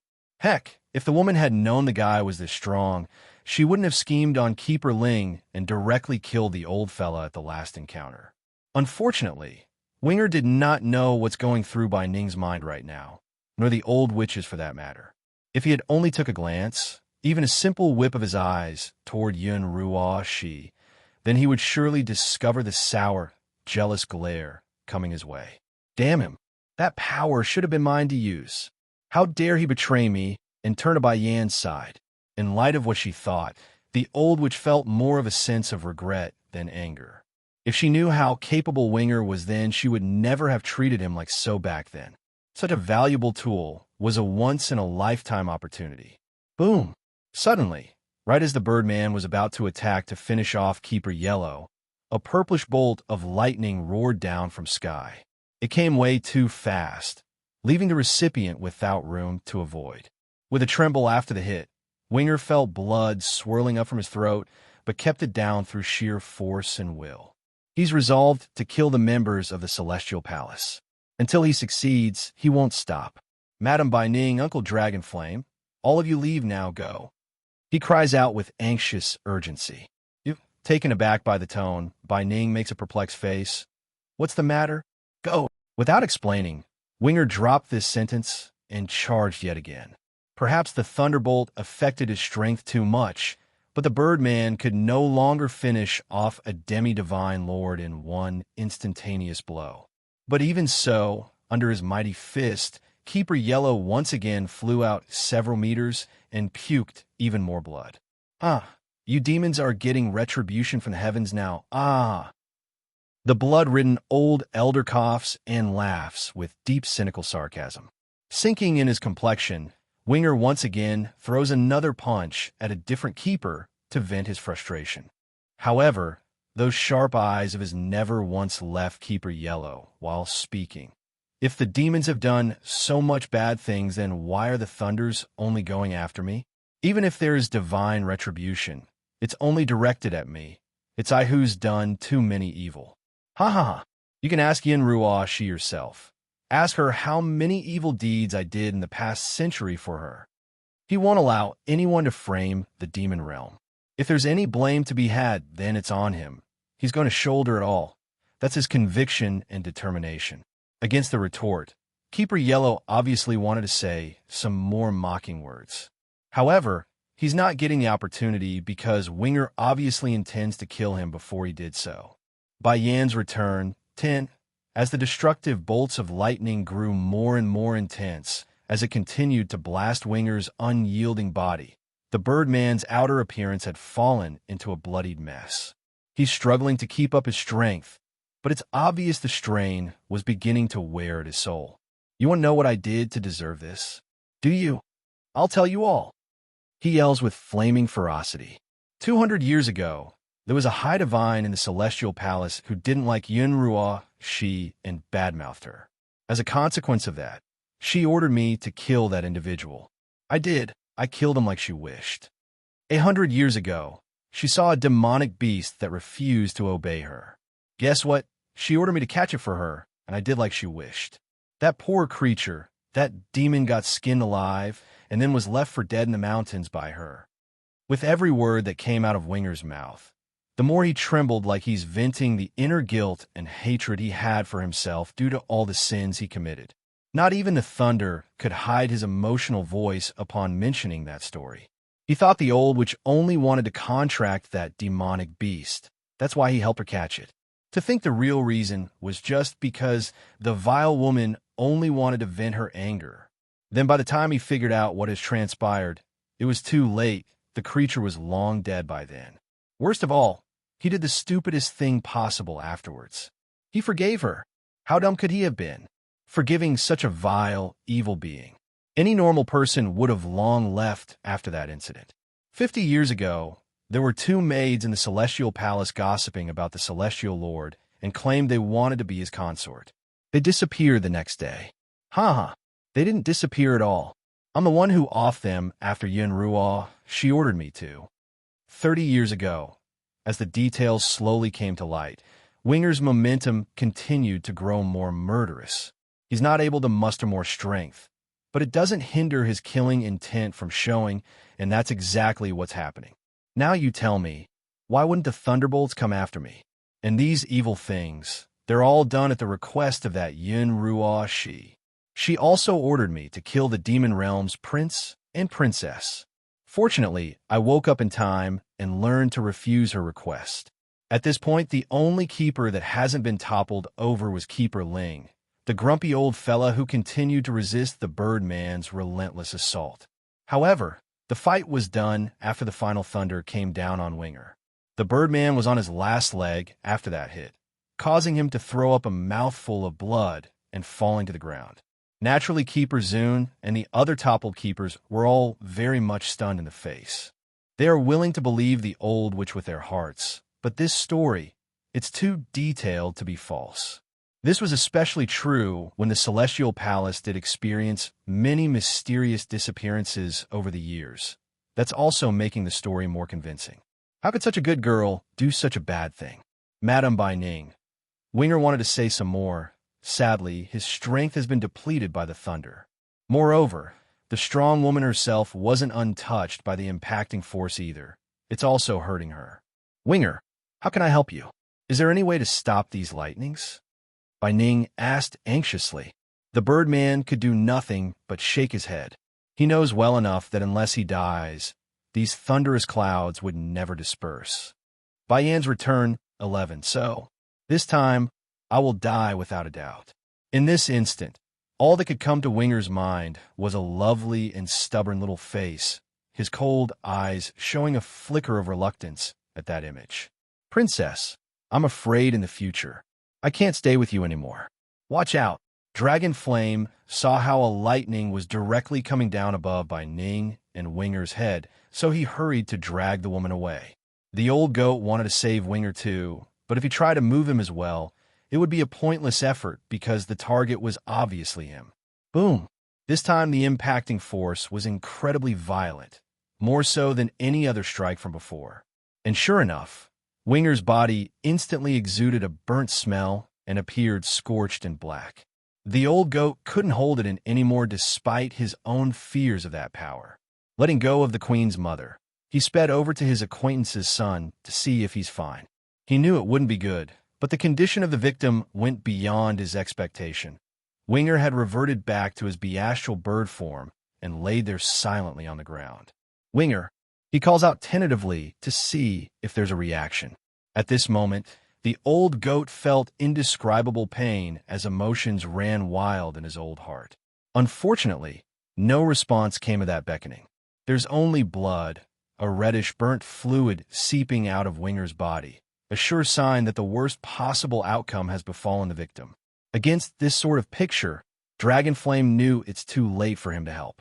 If it wasn't for these people from the celestial realm, he wouldn't have died. This is all those bastards' fault. Dragonflame, you go deal with those people. I'll think of a way to save him. Bai Ning says with clenched teeth, her eyes sharp as a knife, while staring straight up at the looming cloud of electric might above their heads. Although Winger's status was that of a guard in the city, but make no mistake, everyone knew the Birdman could have fled without sacrificing himself. He's here because of Bai Yin. For that reason alone, Bai Ning mustn't give up, even if it means challenging whatever power's behind that thunderstrike. Just as the proud woman's about to step forward to do the unimaginable, a light call suddenly came down from the rear. Mother! After hearing this voice, the startled woman gradually looked up, her sight slowly landing on a similar face to her own. Yin Yin, when did you get back? Normally Bai Ning would have it no other way than to have her daughter return as soon as possible. But this moment here, in the heat of a life-or-death battle, she didn't want to see the girl. Bai Yin did not answer Bai Ning's question, only descending with her son in tow from the sky. Mother, what's going on here? She didn't miss the burnt-looking bird on the ground and the incapacitated keepers further away. Bai Ning couldn't respond to that due to an unexpected change in the air. Right as the mother and son came down, this grandmother immediately noticed the power from the lightning promptly increasing and growing more tyrannical. And, instead of focusing in on Winger like it did before, the lightning bolts are now focused entirely on Bai Yan's spot. Yin Yin, be careful. The grandmother urgently raised a hand to drag her family behind herself. Thankfully she did so too, because right afterwards, a lightning bolt had come striking down and leaving a deep hole right in front of them on the ground. Bai Yin gawked at the suddenness of it all. All she knew was that people from the celestial realm are here looking for trouble, but these thunderbolts, why would it want to kill her? Mother, are you all right? Furrowing in the brow, Bai Yin reaffirms everyone's well-being before looking for her own husband's shadow. It's within reason for this demon queen to expect her partner the demon king to be around when an invasion force was at their doorstep. Yet Di Tsong was nowhere to be found. At this realization, an uncomfortable sensation rattled the woman's heart. Did something happen to him? Where's Di Tsong? She asks with a worried note. The skies mighten, taken aback by the question, Bai Ning took a moment to reply. There isn't any issue with Di Tsong's body anymore, but he's no waking up yet, so I don't know the situation either. Her words were akin to a rod, smashing down against Bai Yan's heart in heavy strides. In the end, I came back way too late. Compared with the demon queen's anger and grief, Dragonflame only showed a look of joy along his old eyes. Queen, you are finally back. Before when First Elder left, he gave me a message that the king can be awakened by the jade pendant he left with you. Do you have it still? That's the best thing a worried wife could hear about their husband's condition. Without delay, really? It's true, Your Highness. That's what First Elder told me before he left with the prince and princess. Dragonflame replies with earnest tone. Bai Yin holds a lot of trust for this old goat, so she didn't doubt the information. However, right as her finger's about to touch the jade pendant from Di Tsong and hand it over, boom! Thankfully, Bai Yin was ready and escaped in the nick of time after being nearly hit the first time around. There's heavy scorch mark from where she stood, which alarmed the now alerted Demon Queen that it's no accident or coincidence before. Without another thought, she tosses the important pendant over to the old goat. Dragon Flame, you go back and save Deet Song. I'll handle the fighting here. These lightnings came for her, and now that her husband was unconscious, it's only right as the wife that she controls the front. She's a woman and not a baggage. Mother, you take Xiaqin and leave as well. After saying this, Bai Yin immediately threw her son over without asking for consent. No, mother. The steam bun became scared at being removed. Out of reflex, he wanted to grasp onto the sleeve to go back. Unfortunately, those small little hands weren't fast enough. All of you leave. Boom. Like a moth captured by the flame, those thunderous bolts once again came firing down at Bai Yan's spot. Yinner, Bai Ning cries out in fright at this horrific scene. She also wanted to go save her daughter, but the child in her arm was a package she couldn't ignore. In the end, this desperate pair of grandmother and grandson could only watch the numerous streaks of death come flying down like a bombardment. Being the only healthy individual from the Celestial Palace around, Keeper Ling just couldn't keep his trap shut in cases like these. A scourge will always be a scourge. Look, even the heavens want your life. That's what you get for stealing the amulet from Ruo Shi. You deserve all the retributions you are getting. Haha. Shut up. Bai Ning flew into a furious rage.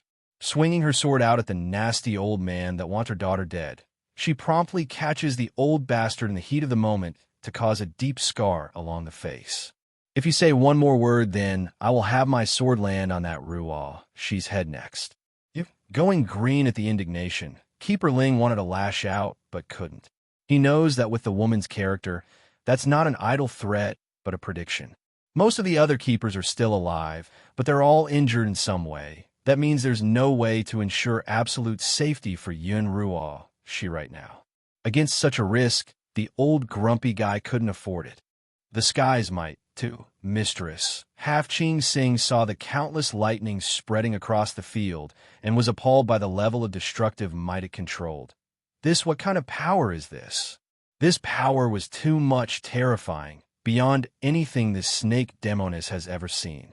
Bai Ning panicked at the scene. The woman thought her willpower would stop that body from moving on its own due to the boy in her arms, but that's apparently a wrong assumption on her part. Without realizing it, the lady was already rushing towards where Bai Yin stood. Run away, Yinner, run away. Get out of this place. But no matter how fast Bai Ning's reflexive reaction was, she could never beat a speed that was a natural calamity.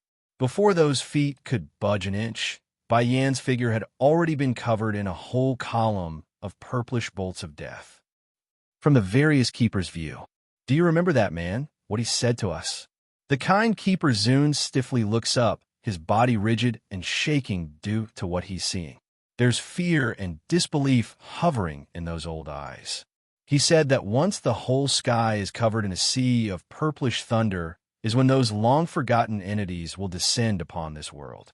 Only the bearer of the crescent-shaped amulet can save us, our salvation. And the sword he left us, don't you find that the thunder in front of us very similar to the power inside the sword? Yun Ruo Shi the Old, which was more afraid than any of the keepers right now, for she knew what it could mean for herself. The calamity has come? Is this what they meant by the calamity? No way. The predicted time is still far away.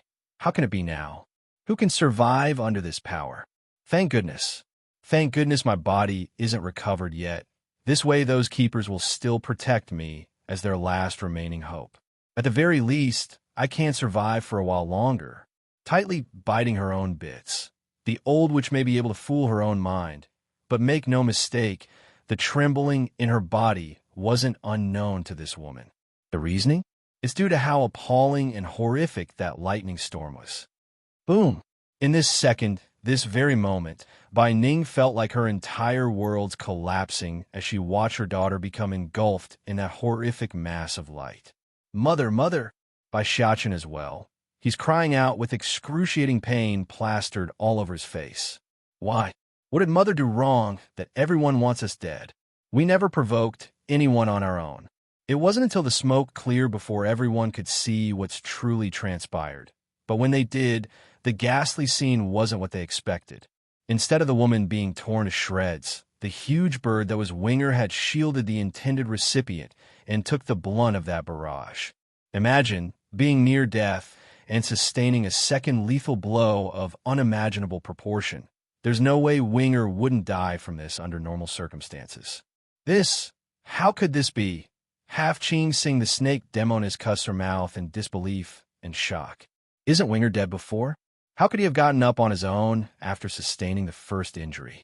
Impossible. That couldn't have been possible. The Sky's Might 3. Have we met before? Bai Yin asks the huge bird, shielding herself with furrowed confusion.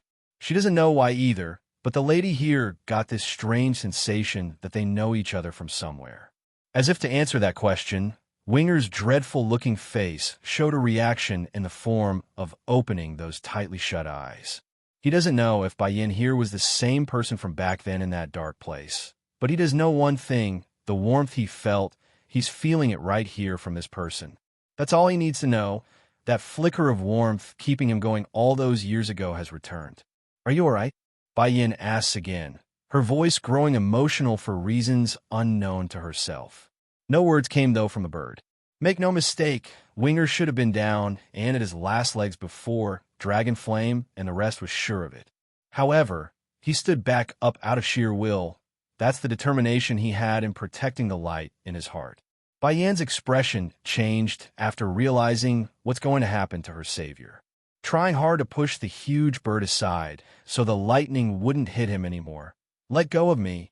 If you continue like this, then even your soul will perish. She still doesn't know who Winger was, but in her previous life, too many have sacrificed themselves for her. Allowing more in this life went against everything she stands for. Despite the plea, the huge bird didn't budge. Not because Winger didn't want, of course. Rather, it's due to his draining life force. Merely opening those eyes were all he could muster in his current state, let alone budge his huge body. You let go. I'm ordering you to let go. At this point, Bai Yan's voice had started to tremble with pain, which manifested in the form of flowing tears that she didn't thought would come. Not far away, Yin Ruo, she was taking this all in with begrudging hatred. She's jealous, venomously jealous at the way the bird was protecting her arch-nemesis. Why didn't Winger offer to die for me when he followed me? Why is he willing to die for that bitch instead of me? If I had known this Winger will betray me, then I would have tortured the bastard to death. Now it's all benefiting that bitch Bai Yan. Just when the venomous which wanted to do something out of frustration, Bai Yan's roaring laugh suddenly cuts her off. There are tears mixed in with that laughter, but more were leaning towards a sort of dismissing arrogance at the world. I don't care what you are or where you're from, but I know one thing. You're not a heavenly thunder. Go ahead and send it my way if you got the ability. I will show you that you're nothing. I, Bai Yin, am not afraid of anyone. Whoever dares to hurt the people around me will pay sooner or later. I will slaughter you all. Bang! After saying this taunt, Bai Yin found the strength to finally push the bird shielding herself aside so he doesn't get caught in the crossfire. There's proud light gleaming out of the lady's eye, which showed how much of a contempt she had for the thunder above her head. Sure enough, the looming clouds began to swirl and rumble even harder, as if enraged by the mockery. There's no one here who couldn't feel the intensifying pressure in the air. That's how much power was gathering for the next blow. Despite the incredible scene taking place before their very eyes, not everyone was hypnotized on the lady. Keeper Zun here was one of the more aware of his surroundings when he turned to the old witch, Ruoshi. I remember you said you made a connection with the amulet a few days ago, didn't you? Sounding guilty in her voice. Only a little, though. I can't be sure if I can activate the amulet. Plus, I am now poisoned by the toxin inside my body. I'm afraid it will affect my ability to perform. The Sky's Might, for we can't care about it so much anymore.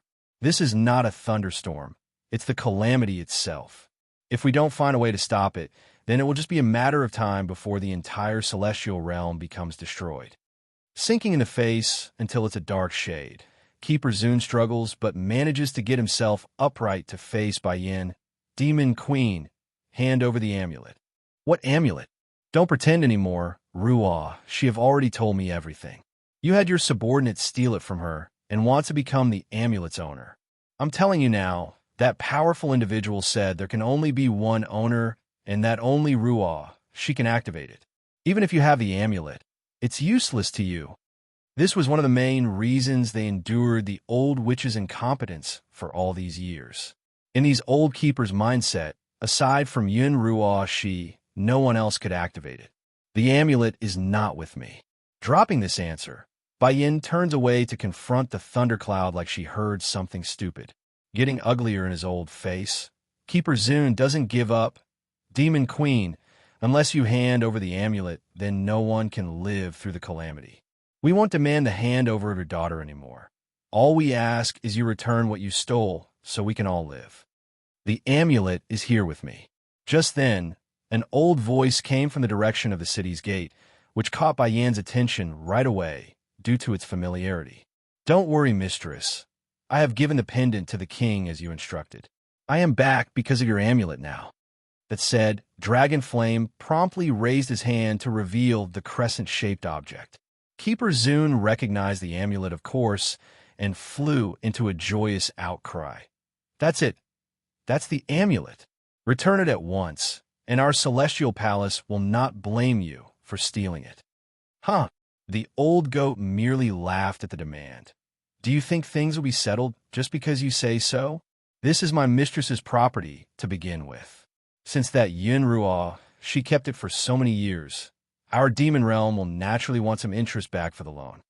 Without hesitation, the old goat threw the object in his hand out for Bai Yin to catch. Bai Yin felt at the first second she held all heavens in her palm. It's regenerating her wounds at an incredible speed and refreshing her soul. All heaven, she murmurs with emotional attachment. You're finally back. Quit pretending, Bai Yin. Keeper Zun lashes out. He's annoyed, thinking it's a pretentious act. You only found out its name through Ruo Shi's mouth. We won't be fooled. We all know you the scourge of the celestial realm. The prophecy foretold your undoing, so you can stop the act. In these old fools' mind, Bai Yin was the scourge that would bring destruction to all, while Yun Ruo, she was the savior and would save them all. That's why they would do what they did back then, murder Bai Yin and her unborn child. The skies might. 5. Bai Yin slowly closes her eyes, ignoring the old ignorant fool words to focus on the peace inside herself. Grandma, what's wrong with mother? Bai Shaoqin nervously holds on to Bai Ning's hand and asked with those big eyes of his. He's afraid of the worst possible outcome coming true again.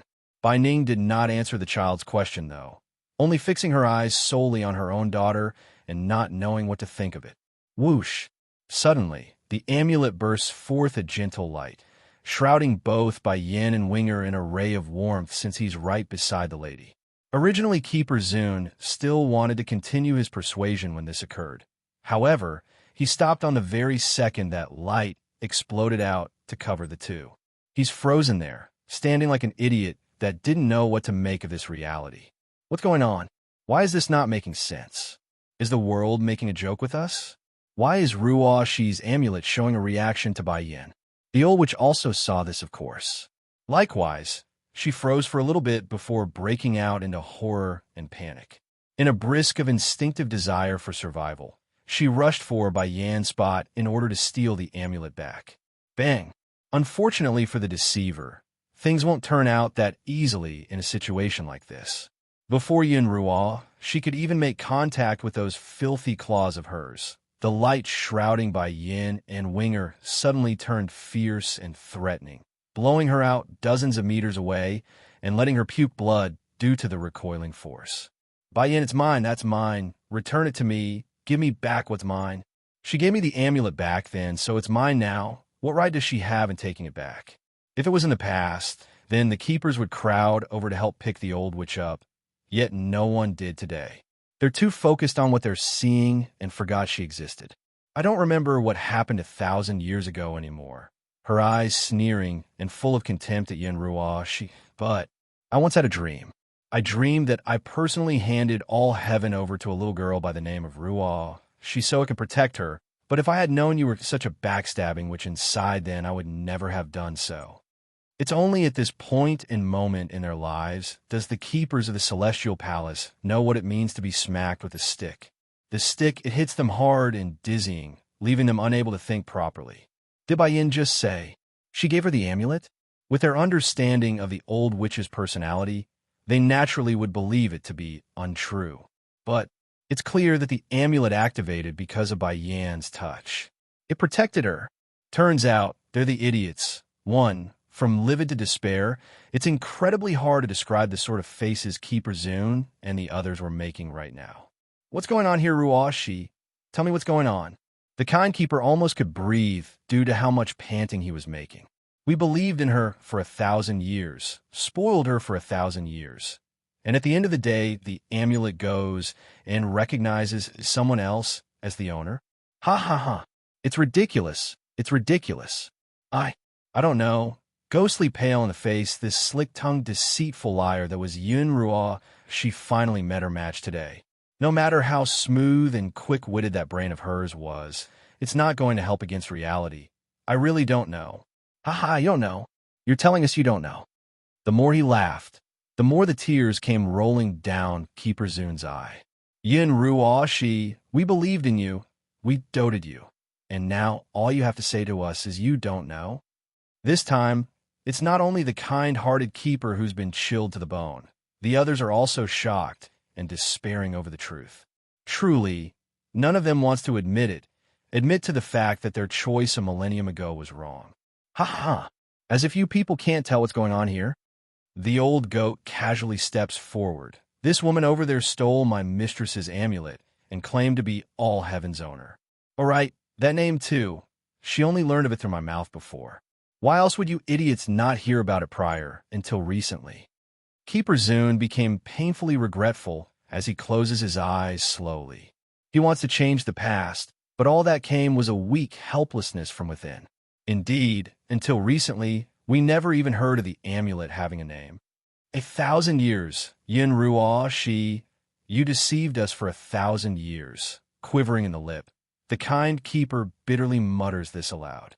Back then, 1,000 years ago, when all was well, they too had a good image of Bayin when the old coot brought her back. Who wouldn't like a good, talented young girl, right? But it all changed once Yin Ruah, she came. She was brought into the celestial palace by Bayin herself. According to the story told to them, the girls are childhood friends, and that Yin Ruah, she's older brother died protecting Bayin, hence the strong level of affection between the two. Going by that detail, it's estimated that's also the time where the amulet was given out to Yin Ruah, she by Bayin. It's for the older brother's sacrifice. But they didn't tell anyone about the exchange. Otherwise, why else would these keepers turn on Bayin after being framed as the scourge of the celestial realm? Turns out they're the idiots, too. Isn't that funny? Keeper Zune did not hold back the self-mocking laughter inside of himself after that thought. When looking over to Yin Ruah, his eyes are now entirely filled with disappointment and nothing more. Keeper Zune, you listen to me. It's not like this. The old witch panics and wants to defend herself. However, this poor image she's trying to portray only deepens her guilty image. If you want us to believe in you again, then it's possible. If you can hold on to the amulet, then we will. Hearing this from a senior brought a flicker of hope to the woman's eye. She knows all heaven wouldn't give a reaction to her possession, so she's assuming the amulet wouldn't resist her either. Whatever the case may be, this deceitful old witch had no other choice but to push on. Bringing her broken body up from the ground, Yin Ruah, she staggers forward in a frantic manner for the only chance laid before her eyes. Bayin didn't hold the other side in her view, though despite what's drawing closer, she's too immersed in her own world right now. Stop right there. Bai Ning wasn't as unfazed as her own daughter, though. The lady flew into a rage at what's happening and wanted to push the other side away. However, in truth, she did not need to do anything because a gush of light poured out of the amulet and rocketed the old witch out.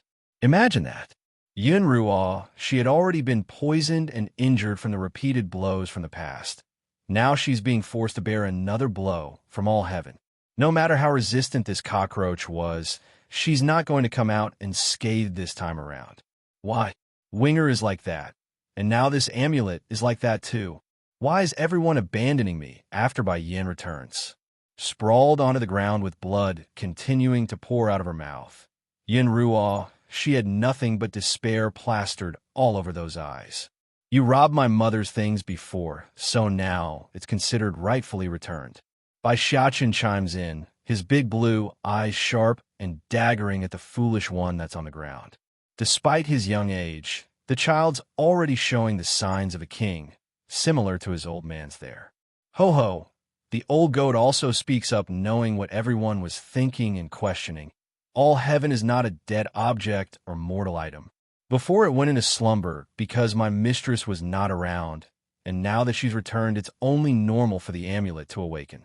Also, he pauses, turning to meet the old witch's despairing gaze. Before, when my mistress gave you all heaven, she wanted it to protect you, so it did, but that doesn't mean all heaven doesn't have a will of its own. When it saw the cruelty and backstabbing nature of your character after you betrayed my mistress, it stopped sheltering you and went into slumber. That's what you get for repaying my mistress's kindness with evil. You deserve every bit of karma you get. It's exactly like Dragon Flame said. All those years ago, when Bai Yin and Yin Ruo, she were still good friends, the amulet did do its part in sheltering the old witch with its miraculous powers. However, that all changed once it saw the fox cub being skinned alive by the old witch. Afterwards, the amulet went into a deep silencing slumber, refusing to activate itself again until this day. Freezing over the truth being pointed out, Yin Ruo, she flew into a rage of her own. Without a care anymore for her own image, she disgustingly snarls back at the old goat like it's some kind of joke. She treating me well? If she treated me well, then why did she not have that old coot take me in as a disciple? All she had to do was say a word, and that's all. Why are all the good things taken over by her, and I'm left with nothing? Pausing as a huge cough overtakes her throat, the old witch seemingly overexerted herself in that rant. If she is nice to me, then why is she taking the amulet back? She gave it to me, so it's mine now. Why should I return it just because she deems it so? If I didn't scheme in delaying it, then she would have snatched it back months ago. Turns out, they're the idiots, 3. Towards the hissing sound of animalistic instinct from the old witch, many were shocked with even more horrified by what they're seeing. It's beyond what many thought of the woman based upon the fake image she portrayed, thus causing their brains to clunk up into a stupor. She? Keeper Zun was among the shocked individuals here. This kind elder got so overwhelmed that he had to take a step back to gain his footing and to let his mind work through the information. Still in her own world and snickering derisively at everyone, Yin Ruo, she continues to howl out her inner darkness. If she didn't want to steal away my amulet and stole the Lord's heart, I wouldn't have wanted to harm her either.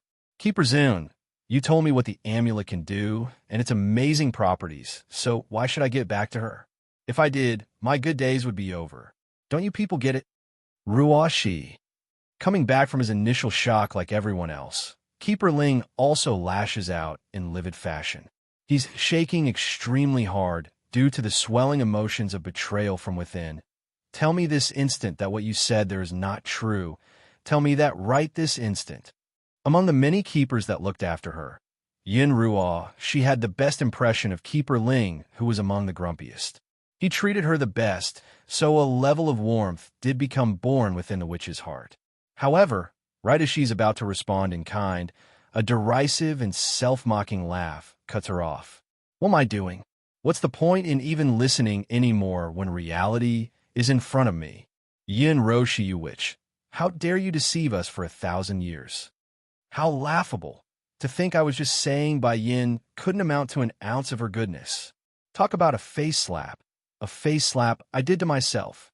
Biting her own lips tightly, Yin Ruo, she started to quiver because even that flicker of warmth she had inside died off. Keeper Ling, Ruo Shi, do you know how much of crime you committed? We poured a millennium into you, forced the Lord to marry you, and killed Bai Yin for your sake. Now, the Lord won't even return to the celestial palace because of that. Now you're showing us the amulet. All heaven isn't yours to begin with. Do you know what you've done? What you've caused? You've doomed us all. Somber in the face, Keeper Ling the grumpy senior only had despair and pain coursing through those eyes. Yin Ruo Shi, even if you die 1,000 times over, you still can't erase your own crimes. Others from the Celestial Palace are also very unstable in their emotions, all wanting to slaughter the old witch to satiate their anger. Yin Ruo, she naturally didn't get it still, of course, considering the sort of character that was herself. She's confused, not able to comprehend why all her former allies would turn so quickly and want her life after the truth came out. In her mindset, even if she's not the supposed savior, there should still be some sort of feelings in there since they spent a millennium together, right? Keeper Ling, I didn't harm the celestial realm. I did not. I only hurt Bai Yin. Instead of mounting a proper defense in her argument, that sentence only aroused a stronger level of hatred from the keepers. Turns out, they're the idiots, for had it not been for the serious injuries they suffered by the hands of Winger, these old keepers would all be up in arms towards the old witch at this point. Worse was the fact that they could tell Yin Ruo she had no remorse over her own actions, thus infuriating their hearts even further. Why didn't you tell us Bai Yin is the real owner of the amulet? Keeper Zun almost could hold himself back there despite his good, kind nature. Why did you impersonate her identity? I didn't. She gave me all heaven, so that means I am its owner. I didn't impersonate her. Keeper Zun's tone now got cynical and irate. Then did I ever tell you the amulet can only have one owner in this life?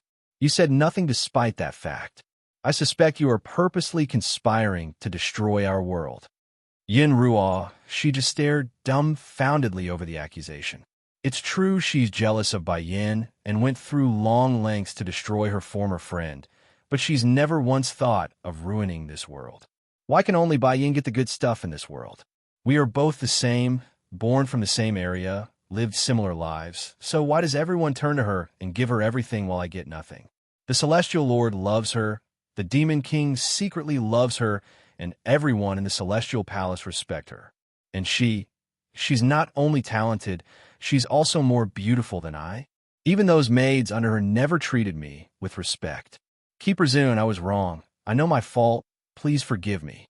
Climbing up to the old senior's leg and clinging onto it, I'm simply too jealous of Bai Yin. That's why I didn't dare tell you any of those things. You know me. You know I'm not the scheming type.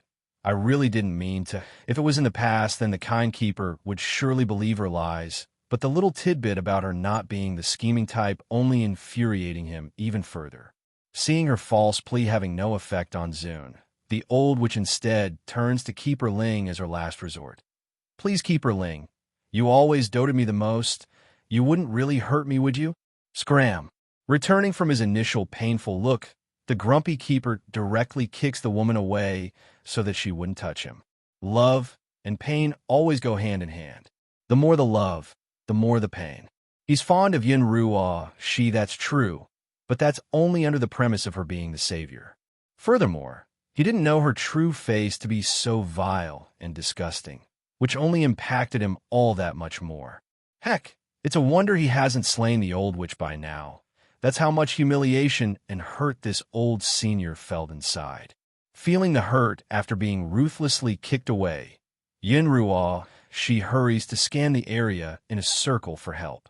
However, what she found wasn't the familiar eyes of those who cared for her. Rather, it's the strange glares of anger and disgust. In that instant, the woman only felt humor and mockery as she cried out those tears. So all they ever cared about is my status as the savior, the owner of the amulet?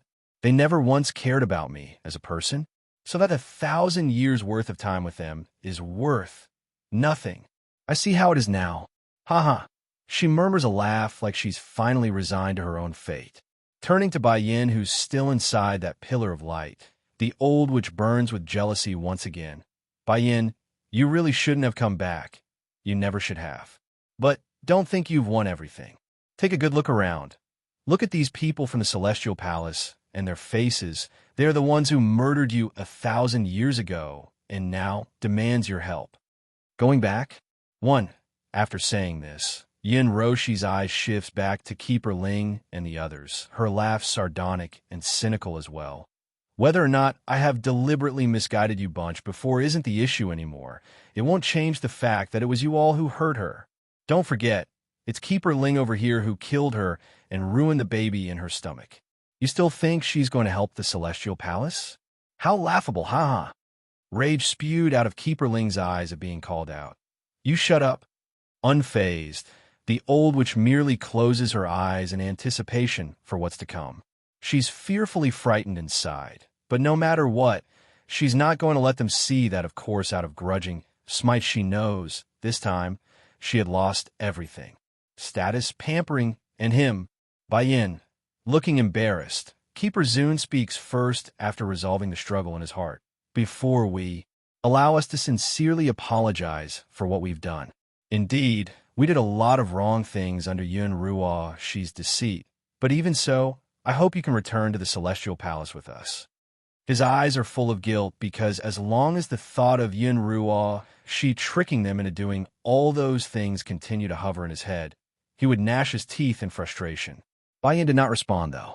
She's silently staring at the glowing amulet in her hands like she's hypnotized into a different world.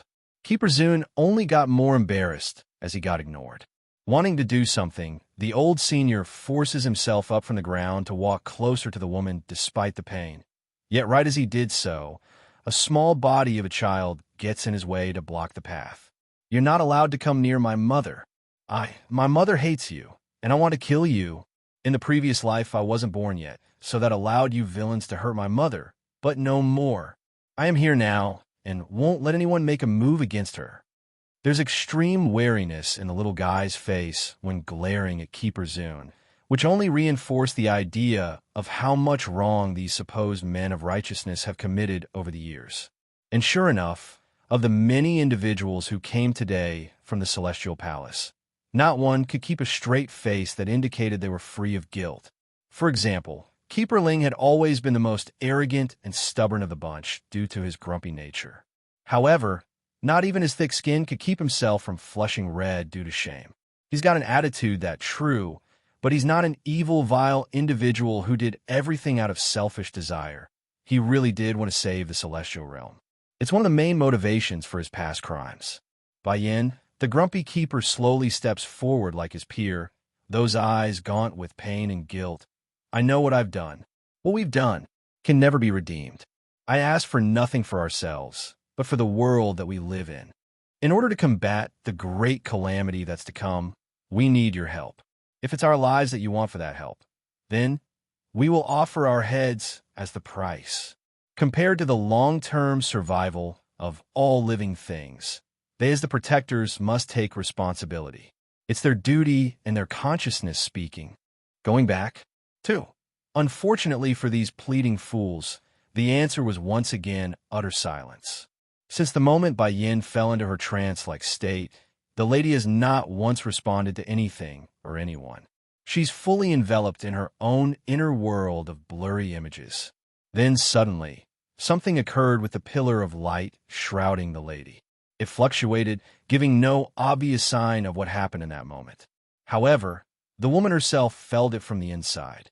Yin's been wandering aimlessly for a while now, inside a strange void due to all heaven's effect.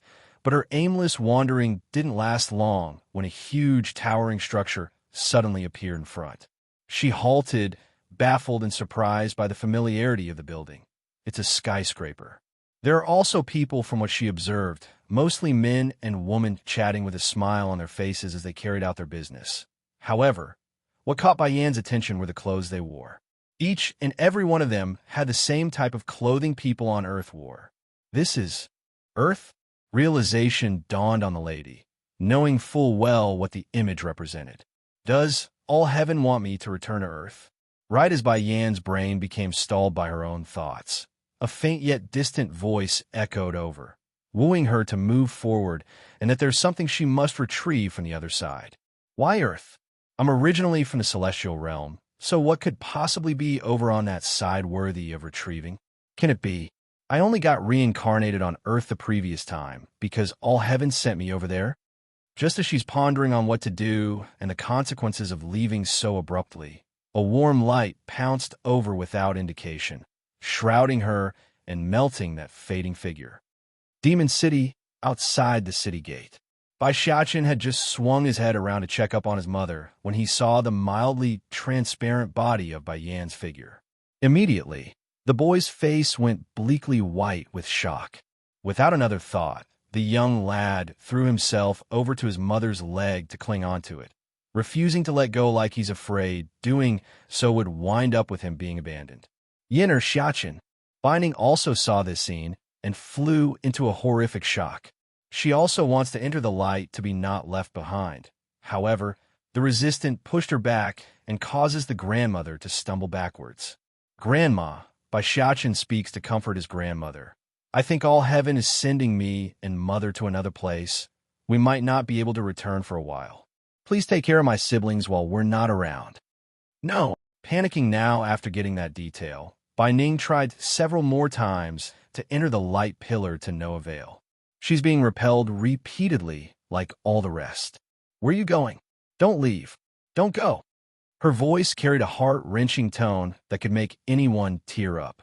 Even so, this poor grandmother had no other choice but to watch her own daughter and grandchild slowly disappear from this world. Bai Ning crumbled then after the fact, paralyzed on the ground like a lifeless doll that's devoid of energy. There's hollowness in those eyes, which gradually transformed into a burning fire when they landed on the keepers not far away. Exactly then, as if timed, a painful howl of a roar bursts forth from the city, followed closely by a purplish figure zooming out from the palace and onto the battlefield. This new entry had a devilish look that could mesmerize any living female, yet his face had nothing but panic and distress plastered all over the surface. Where's my wife? Where's Yin Yin? Tell me, where did my wife go? Where did she disappear to? Going back? 3. Ditsong may not have personally witnessed his wife and son's disappearance from this world, but the linking contract between Bai Yin and himself told the Demon King all that he needed to know. The man couldn't sense the connection at all, and that worried him greatly. Speak, Dragonflame, where's my wife? He asked with bloodshot eyes. Taken aback at being called out there, the old goat had to take a good second to gather himself in order to mutter a response. I don't know. We watched her and the young prince disappear before us. I don't know where they went. Disappear? Humph. There is no place that I can't reach in this world. Ditsong slams his fist against the ground and makes a huge denting crater on the earth, his voice hoarse and outraged at the incompetence of his followers. Go find state teacher and summon him back. I want to see him right away. Aside from himself, there's only one other person in this world Ditsong could trust, and that would be the seemingly always missing state teacher who haven't shown his face for a good while now. Somewhere else in the demon realm, a certain charismatic individual was currently staring up at the blood-colored moon when he suddenly sneezed. It's as if some predator had locked their eyes onto him from the back. It looks like something had happened to Her Highness the Queen. He sniffles his nose and returns his gaze over to the pool not far away. There's a naked sleeping girl currently soaking in it. As long as you stay here for 49 days, then the seal in your body will be lifted. It's safe here, so nothing will happen after I leave. When that time comes, we will meet again in the celestial realm. Whisking his sleeve after the thought, state teacher began walking away through the flower field, his figure moving casually yet incredibly fast that it left after images in his wake. Just then, exactly at this moment, the girl began to stir, flicking that eyelash and furrowing that forehead like she's in pain. That complexion also turned a palish white, showing how bad a dream she was having. It's the effect of having the seal lifted, thus allowing the floodgate of past memories to come swimming back to herself. Like how her older brother fell in love at first glance with a woman from the celestial realm, then of how she supported him and suggested all those dumb ideas of wooing said woman. Of course, all those bad ideas turned out poorly and resulted in her said brother being shooed out the door by a broom. It both shamed the family and the entire demon realm. Then later on, the unexpected occurred, and the woman got persecuted by the celestial realm, letting her older brother finally winning the lady's heart after saving her life. Because of that affection, a new life was formed and a baby would soon be upon them. Di Wan could still vividly remember her reaction to the news of a possible nephew or niece then. She tagged along with her sister-in-law everywhere, not wanting anything bad to happen. Sadly, in the end, she failed, and the unborn child was lost as well as her sister-in-law. So my past is like that. Older brother and sister-in-law had long known each other, and it's only in this life that they can be together.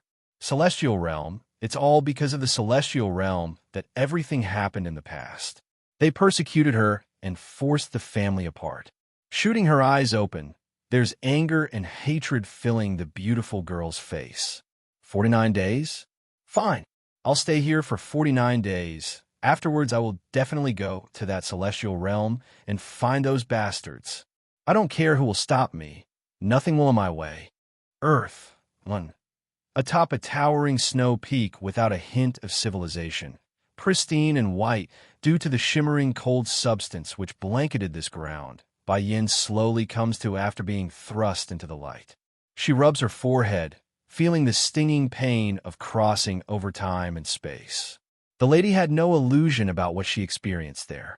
The uncomfortable sensation that's throbbing in the forehead told her all that it needed to confirm the fact. However, what did catch the lady by surprise was the familiarity of the place she's landed herself in. Is this the Merry Snow Mountain? According to her old memories of living back on Earth, this Merry Snow Mountain was the exact place where she attempted that feat of concocting a 9th grade Dan pill, and also the very place where she got struck down by the lightning bolt due to her own carelessness and rash act. I'm back. Hurrying to glance down to her own clothes to confirm this wasn't all just a huge ruse by her own head. Perhaps the other world was all just a dream, maybe? Anyways, Bai Yin saw the familiar red dress she wore before coming. For that, she's relieved. Looks like my original body did get destroyed by the thunder back then, so this time my body is the new one from the other world. But where's my son? Where's Xiachen? Searching the nearby vicinity, the mother couldn't find any traces of the boy. That could only mean one thing. The lad got transferred to another location other than the mountain here. I will need to get off this peak and look for him. I'm sure he's worried with me not around him.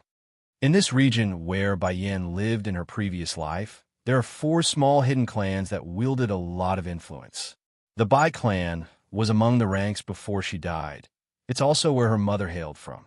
Following that was the One clan, Fu clan, and the Tian clan. Under normal circumstances, Bai Yin should technically be called One, Yin due to her father being part of the One clan. Unfortunately, that coward Wen Shan abandoned his wife during the crucial moment when the Fu clan and Tian clan attacked the Bai clan as a united front. The man claimed that the other 2 parties had the rumored support of the Water clan, the head boss of them also. He didn't dare move against the foe out of fear for the risks involved. In the end, the Bai clan fell into ruins, and Bai Yan's mother and grandparent from that side of the family all died in that day. Since then, she changed her surname and left home of her own accord, never to return. All heaven, is it you affecting me by restricting my powers? Just now, the lady finally noticed the limit on her own powers after trying to tap into it. It's still there, but there's no way to control it. Presumably the act of her amulet. It's understandable in a way. Bai Yin could relate to why. After all, Earth was a world without much spiritual energy in the air. Imagine a celestial-ranked cultivator descending upon this world. It would cause catastrophic damage to the ecosystem. The only issue she had with this arrangement was that all heaven didn't even ask and instilled the restriction of its own accord. Fine, but we're going to have some serious talks about this is all over. You don't go making decisions for me without my consent. She murmurs, staring down at the amulet in her hand and making a sharp warning face. As if frightened by that look, all heaven actively vibrated like it's making an apology. It's an object, but that doesn't there's no will inside this item. Pleased by the reaction, Bai Yin smirks in a half-satisfied and half-grumpy manner before breaking out into a frown. She still needs to get off this mountain. With her powers limited, flying would be troublesome, but no difficult. Yun, Perhaps it's the amulet's way of making up for the trouble. All heaven suddenly releases a series of light that's shrouded over by Yan's body yet again. It sent her flying into the air despite not trying, allowing the lady to float through the sky at will without expending any energy. Since the Bai clan got destroyed many years ago by two of the oppositions, the opening position was eventually replaced by the Lin clan, who moved up thanks to that event. Therefore, the balance of power within the Wuxiao world remains intact. Merely a change in name, and people with the Water clan continuing to act as the head boss of them all. It's just that everyone has desires. If it's in the past era where the sword reigned supreme, then they would continue to remain in hiding. However, it's the modern age on Earth. Who wouldn't want some flashiness in their life? They're tired of the boring seclusion of the past. That's why all four clans have now moved their base into the cities. Furthermore, their influences have now expanded past the Wuxiao world and into the regular people's lives like businesses and the military. They are not the government, nor a dictating force in a country, but the manpower and positions these four families wielded couldn't be underestimated. Bai could care less about those details right now, of course. After she got off that snowy peak and into human civilization again, the first order of business this lady did was to undress herself and to replace those ancient-styled clothes with something more modern. Earth 2, Mommy, that sister is so pretty. Is she a star or something? She's dressed differently from us. A passing child points out, staring with her finger pointing in astonishment. Probably Sweetie. She's likely making a film by dressing in those ancient-styled clothes. There's no way she's from the past or something. The child's mother comments, not thinking otherwise about her words being partially right or not. Bai Yin heard the conversation from the pair, of course, and couldn't help but make a helpless smile at that. It's undeniable that her outfit was standing out like a sore thumb in this city filled with people from this modern world. I wonder if my son is going to be able to adapt to this place by himself. I better find him soon, otherwise who knows what would happen with that face of his. After contemplating her options, Bai Yin didn't linger and continued on her way to the nearest clothing shop she could find. From initial inspection, the store didn't sell any outrageously expensive item, the average product that most common citizens could afford. The issue here, though, was the lady herself. She didn't have any earth money. No matter how thick-skinned someone was, trying to make a purchase without actual money was still an awkward situation. To remedy the problem, she shyly reached into her own pocket and pulled out a very nice-looking jade. Let's be clear, Bai Yin may not have any money for this country to use, but that doesn't mean she doesn't anything of value in her possession. This jade she pulled out was one of them that those 3 silly shifts of hers gave over the years. If sold in auction, it would easily fetch millions. Hello there, miss. Mind if I use this jade to pay off what I for the clothes I chose? The saleswoman helping her paused at the proposal, clearly hitting a kink in her brain over the idea. Despite that, the lady retains a decent smile, while most would start getting angry at being stringed along. Miss, we also accept cards and checks if you don't have cash on you. Using a jade, too. Please don't tease me, okay? Bai Yin knows her proposal was also against the norm and making things difficult for the saleswoman, but waiting until her jade sells at an auction would take too long, thus further delaying her mission of finding Bai Xiachen. Wait! Seeing that Bai Yin was about to turn away, a hollering cry suddenly came from the rear and roused the lady's attention. It's a handsome young man who called out, "Boss." The saleswoman readily greeted the person and stood to one side, clearly letting the shop's owner to take over. I agree to your idea. We will accept the jade to pay for those clothes you chose. The man locks on like a fox at the object in her hand, donning a greedy smirk like he's found the deal of a century. So a jade for a set of clothes. Don't you think you're taking advantage of me with your deal? The corner of the man's mouth stiffened. Oh, beautiful. Didn't you say you want to trade the jade for the clothes anyway? Why are you changing your mind now? I'm not changing my mind. I'm only finding the deal to be too disadvantageous for myself. Bai Yin doesn't let herself slip despite the joy of getting an offer. If you are willing to do me a favor, then I can promise this jade to you. For a split second, her smiling face actually bedazzled the handsome young man. This owner of the clothing shop had a reputation for being flirtatious with the opposite sex, often bringing women to various establishments. But he could say in honest truth, he's never met someone so unique and special from initial view. At this moment, Ling Lang, the owner, actually found his heart thumping uncontrollably with monkeys egging him to move that dumb brain of his. Earth 3, what do you want me to do? Help me find someone. Unlike the clueless dote across from herself, Baiyin already recognized the man across from herself. Ling Lang, the grandson of General Ling Kaiyuan, an important military official of this country, also the son of Baiyan's young aunt. Based on their relationship, these two here are considered cousins due to their mothers being sisters. Sadly, such a close tie didn't help in their familiarity due to the unfortunate demise of the Bai clan all those years ago. To be clear, Baiyin did spend years in the wilderness by herself training, but that doesn't mean she was informationally blocked off from the regular world. She had her ways of learning things when coming out to buy ingredients and stuff for her alchemy. If you're asking me to search for a person, then you should give me a photo at least. That way I can get a lead easier for you. Ling Lang himself found it surprising that a young lady like this would ask him to search for someone. Who could make such a beautiful rose search them out? Shaking her head, I don't have a picture of him, nor would he be in any database. However, I could provide you with a portrait. Based on his characteristics, he should be very easy to find. In a place like Earth, having an appearance like Bai Xiaochen would be a 1 in a million. It's too outstanding. No information? Ling Lang appeared taken aback, his face becoming wary and suspicious. Is she looking for someone from the martial world? Only those that stayed out of modern society would be like this without any information to go upon. Mind if I ask, beautiful, who is it you're looking for, and how are they related to you? Ling Lang asks, brushing his hair to one side like he's all cool and stuff. It's obvious this guy was shooting electricity through his eyes. Oh, my son. Oh, my son. An audible shattering could be heard within the young man's chest at the confirmation. It's the sound of his heart breaking. It's not easy to see a woman who could make his heart fall for them. And the result was this person being a mother already?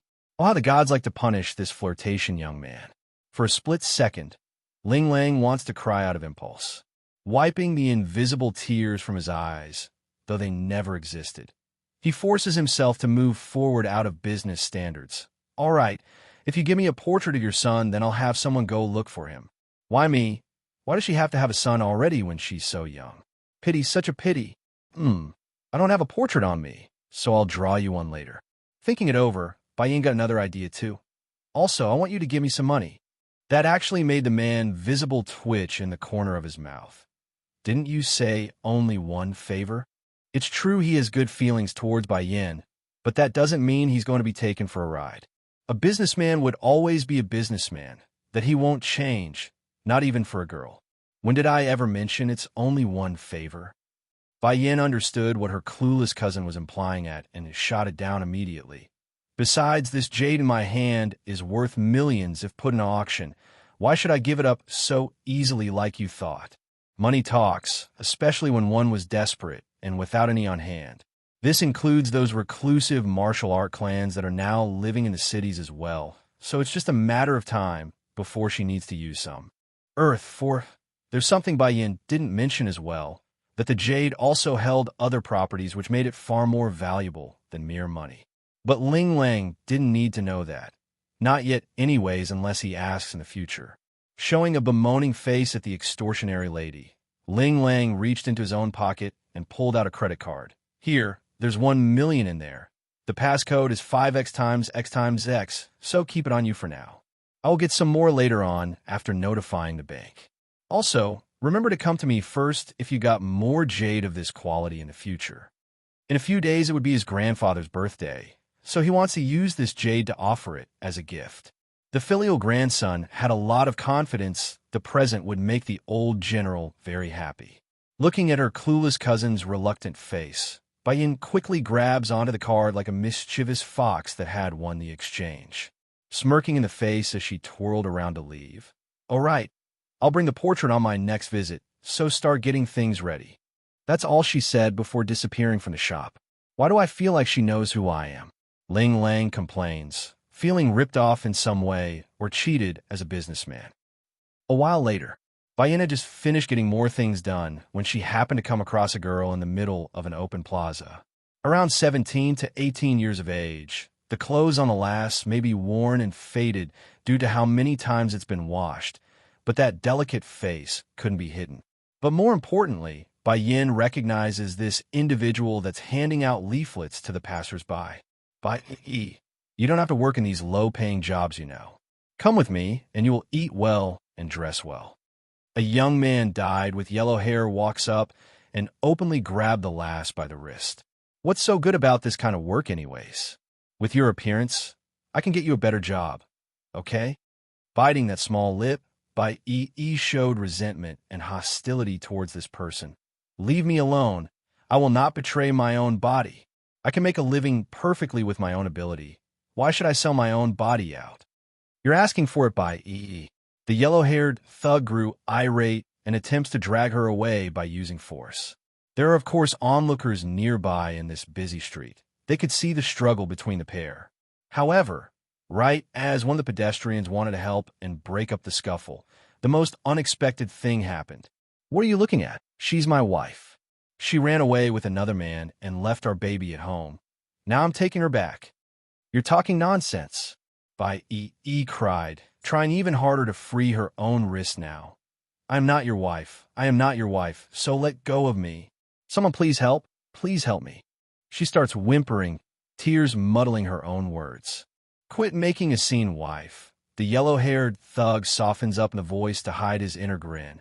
I know you are unhappy with me, not giving you more. I can also forgive you for cheating on me, but just come home with me. Our baby is waiting and is crying for you. That brought even more fear and tears to the poor damsel in distress. She had no delusion about what the other side intends to do after he drags her away. By then it won't just be selling out her body. It would be rape and perhaps more. No, I'm not leaving. You let me go. I'm not leaving with you. Despite the growing impatience within the yellow-haired thug, the scum at least had the wits to know he couldn't hit her since there are so many witnesses. Then, right as he's going to use more strength to get the deed done, a sudden impact hits him in the chest and sent him flying. Confusion promptly broke out among the crowd, corresponded with the turning of their heads at the source where a strong and dominant woman stood with her leg raised high in a kicking posture still. Earth 5, who are you? The yellow-haired thug angrily asks, his face still white from the stinging pain in his chest. Bayan smiled at the person. You say you are her husband? Then why don't you recognize me when I'm her sister? Everyone became stunned. That's right. If he's really her husband, then why doesn't he recognize his wife's own sister? Forget about the crowd. Even Chu-Yi herself was stunned there. Turning to look at the woman that vaguely gives off a sense of familiarity, the lass couldn't quite pinpoint where, though. Nevertheless, it won't stop her from playing along to save herself. Pouncing over to Bayan's side with tears still flowing. Sister, I don't know him. I really don't know. He just came up to me and started to claim he's my husband. Only now does the crowd understand what's happening and found a chill running through their spines. Imagine letting the thug get away with this. What would happen to the young lass then? Human traffickers are no joke. They're criminals that deserve to be punished heavily. Understanding he's been caught and exposed, the thug didn't want to linger anymore and made himself scarce, but not before shooting a glare in Bayan's way. A criminal knows not to stick around at the crime scene because he won't be able to leave anymore if the cop shows up. I'm back. I'm Bayan. Bayan says after getting everyone to disperse. You? Sister Bayan? Bayi appeared shocked and taken aback. Yes, I'm back. Though they are addressing each as sisters and family. But make no mistake, Bayi wasn't biologically related to Bayan in any way. The lass was an orphan adopted by the family. And since she didn't have a last name, the lass was given the Bai surname and became the apprentice of Bayan's mother. Back then, Bayi wanted to follow this older sister of hers for sure. Sadly, perhaps it's immaturity working, but the lass got left behind as well when Bayan stubbornly departed on her own. Why are you handing out leaflets on the street? What about the money I left you before I left? The amount should be plenty for you to live a comfortable life, even if you splurged. Bayan asks after finding the situation odd. Meek and depressed, Bai Yi hangs her head in shame before answering.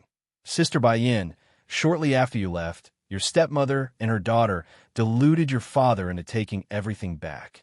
They said I'm not a daughter of the Bai clan, so I have no right to inherit that wealth. Sister Bai Yin, I'm sorry. I'm so useless and could protect Shifu's belonging even after she's gone. Bai Yan's heart shook at the news. Slowly closing her eyes, a cold frost filled her soul. Tell me, why is your strength all gone? How did it become like this where even a thug can bully you? Bai Yi's body visibly stiffed over the inquiry. Hanging her head even lower, the lass didn't even dare to look up anymore. His daughter? Her hands pulled into a clawing grip around those sleeves, indicating the lass didn't like what she's going to say. I know I've brought shame to Shifu. I'm sorry. I'm sorry, Sister Bai Yin. Bai Yi understands that it's a great fortune on her part to be taken as an apprentice by Bai Yan's mother. Therefore, it's a great humiliation that she couldn't protect the things left behind for herself. You don't have to apologize to me. Seeing how hurt and pained her own foster sister was acting, Bai Yin hurries to pull the lass into a hug to reassure her it's all right. The one who needs to apologize is me. It's me. Back in the other world, Bai Yin had no choice but to leave Bai Xiao behind due to how urgent the matter was. While over here on Earth, leaving Bai Yi behind was a deliberate and ignorant choice on her own part. That's why the fault doesn't lie with the lass, but herself who didn't think things through. Then again, Bai Yin did have good reasons to not bring her foster sister along, though. The woman wanted to grow strong, meaning the journey ahead at the time would be perilous and uncertain. Furthermore, she herself didn't think her own father would be such a bastard to steal the inheritance from under his own deceased wife student. Just thinking about that idea infuriated Bai Yin to no end because it wasn't meant for him. Once upon a time, I disappointed a lot of people because I wanted to become strong. Loosening her hug, Bai Yin stares into her sister's eye to get the point across. But the heavens let me live again. Let me understand affection and the value of family. The mistakes I made before, I won't make it again. That's saying it mildly.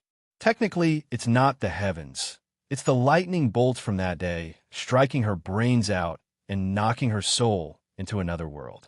Guess that could even be called retribution for the mistakes on Earth if it got down to the details. But enough about me. I want to know what's happening here. That thug, who is he and why is he pestering you? Bai Yin asks after noticing her own rambling. Bowing her head again, Bai Yi still had the dejected look of a failure. It's your stepsister. They were called here by your sister. They want me to go work in the nightclubs to act as an escort. I always refuse them. My sister. Bai Yin pricks her brow in confusion. Your father and your stepmother's daughter, and she's about the same age as you. Bai Yi timidly explains, not daring to look up. Bai Yin felt like someone just punched her guts out in that split second. True, she's heard of how flirtatious those wealthy heirs on Earth are, but she always thought her own father was different based on the old memories they had together. What love and being faithful. In the end, he's the same as everyone else, and also a coward that abandoned mother in the last moments. Wait, hold on. You said she's around my age. You don't mean? Bai Yin asks again, try to make sure she's not overthinking it and getting the wrong idea. His daughter? Too? She's your father's blood. Bai Yi's careful reply hits her sister like a hammer, sending Bai Yin twirling from dizziness. Undoubtedly, hearing it firsthand and making speculations are two different things. Back when she got tossed into the other world and became the Bai Yin of that side, she didn't feel any hurt due to it not being her true life. However, this here wasn't the case. All those memories from her childhood, the memories of her mother and father doting on her, they're all shattered now, in full like a deceptive lie from her closest kin. Darkening in the face, Bai Yan's eyes revealed a flicker of frost that she only used against those foes that wronged her. Lead me to their home. At the request, the young girl only hung her head and made an uneasy posture.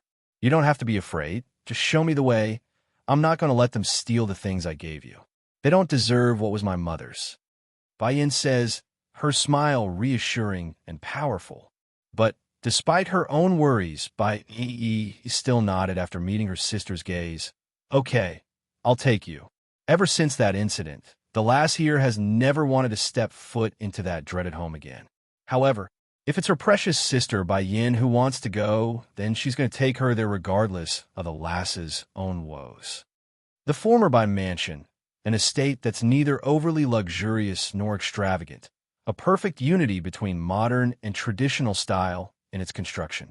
Mom, it's not easy for us to finally climb up to this position. I'm so happy. Speaking was a girl by the name of one Fei Fei, Bai Yan's stepsister, who currently had her head cuddled against the woman that sat next to herself on the sofa. But I heard Papa talking with someone over the phone earlier. He's still looking for Wen Yin, that bitch. She's already left home for so many years. I bet she's dead somewhere out there by now. Chai Moon's gaze was all gentle and kind when smiling down at her own daughter despite the foul words coming out of that mouth. Fei Fei, she is still your papa's daughter, so how can he not want to find her? A tiger wouldn't hurt their cub, let alone your papa, who is human. He's not the type to abandon their child. That only roused a new flare of anger in Fei Fei's heart instead of soothing it.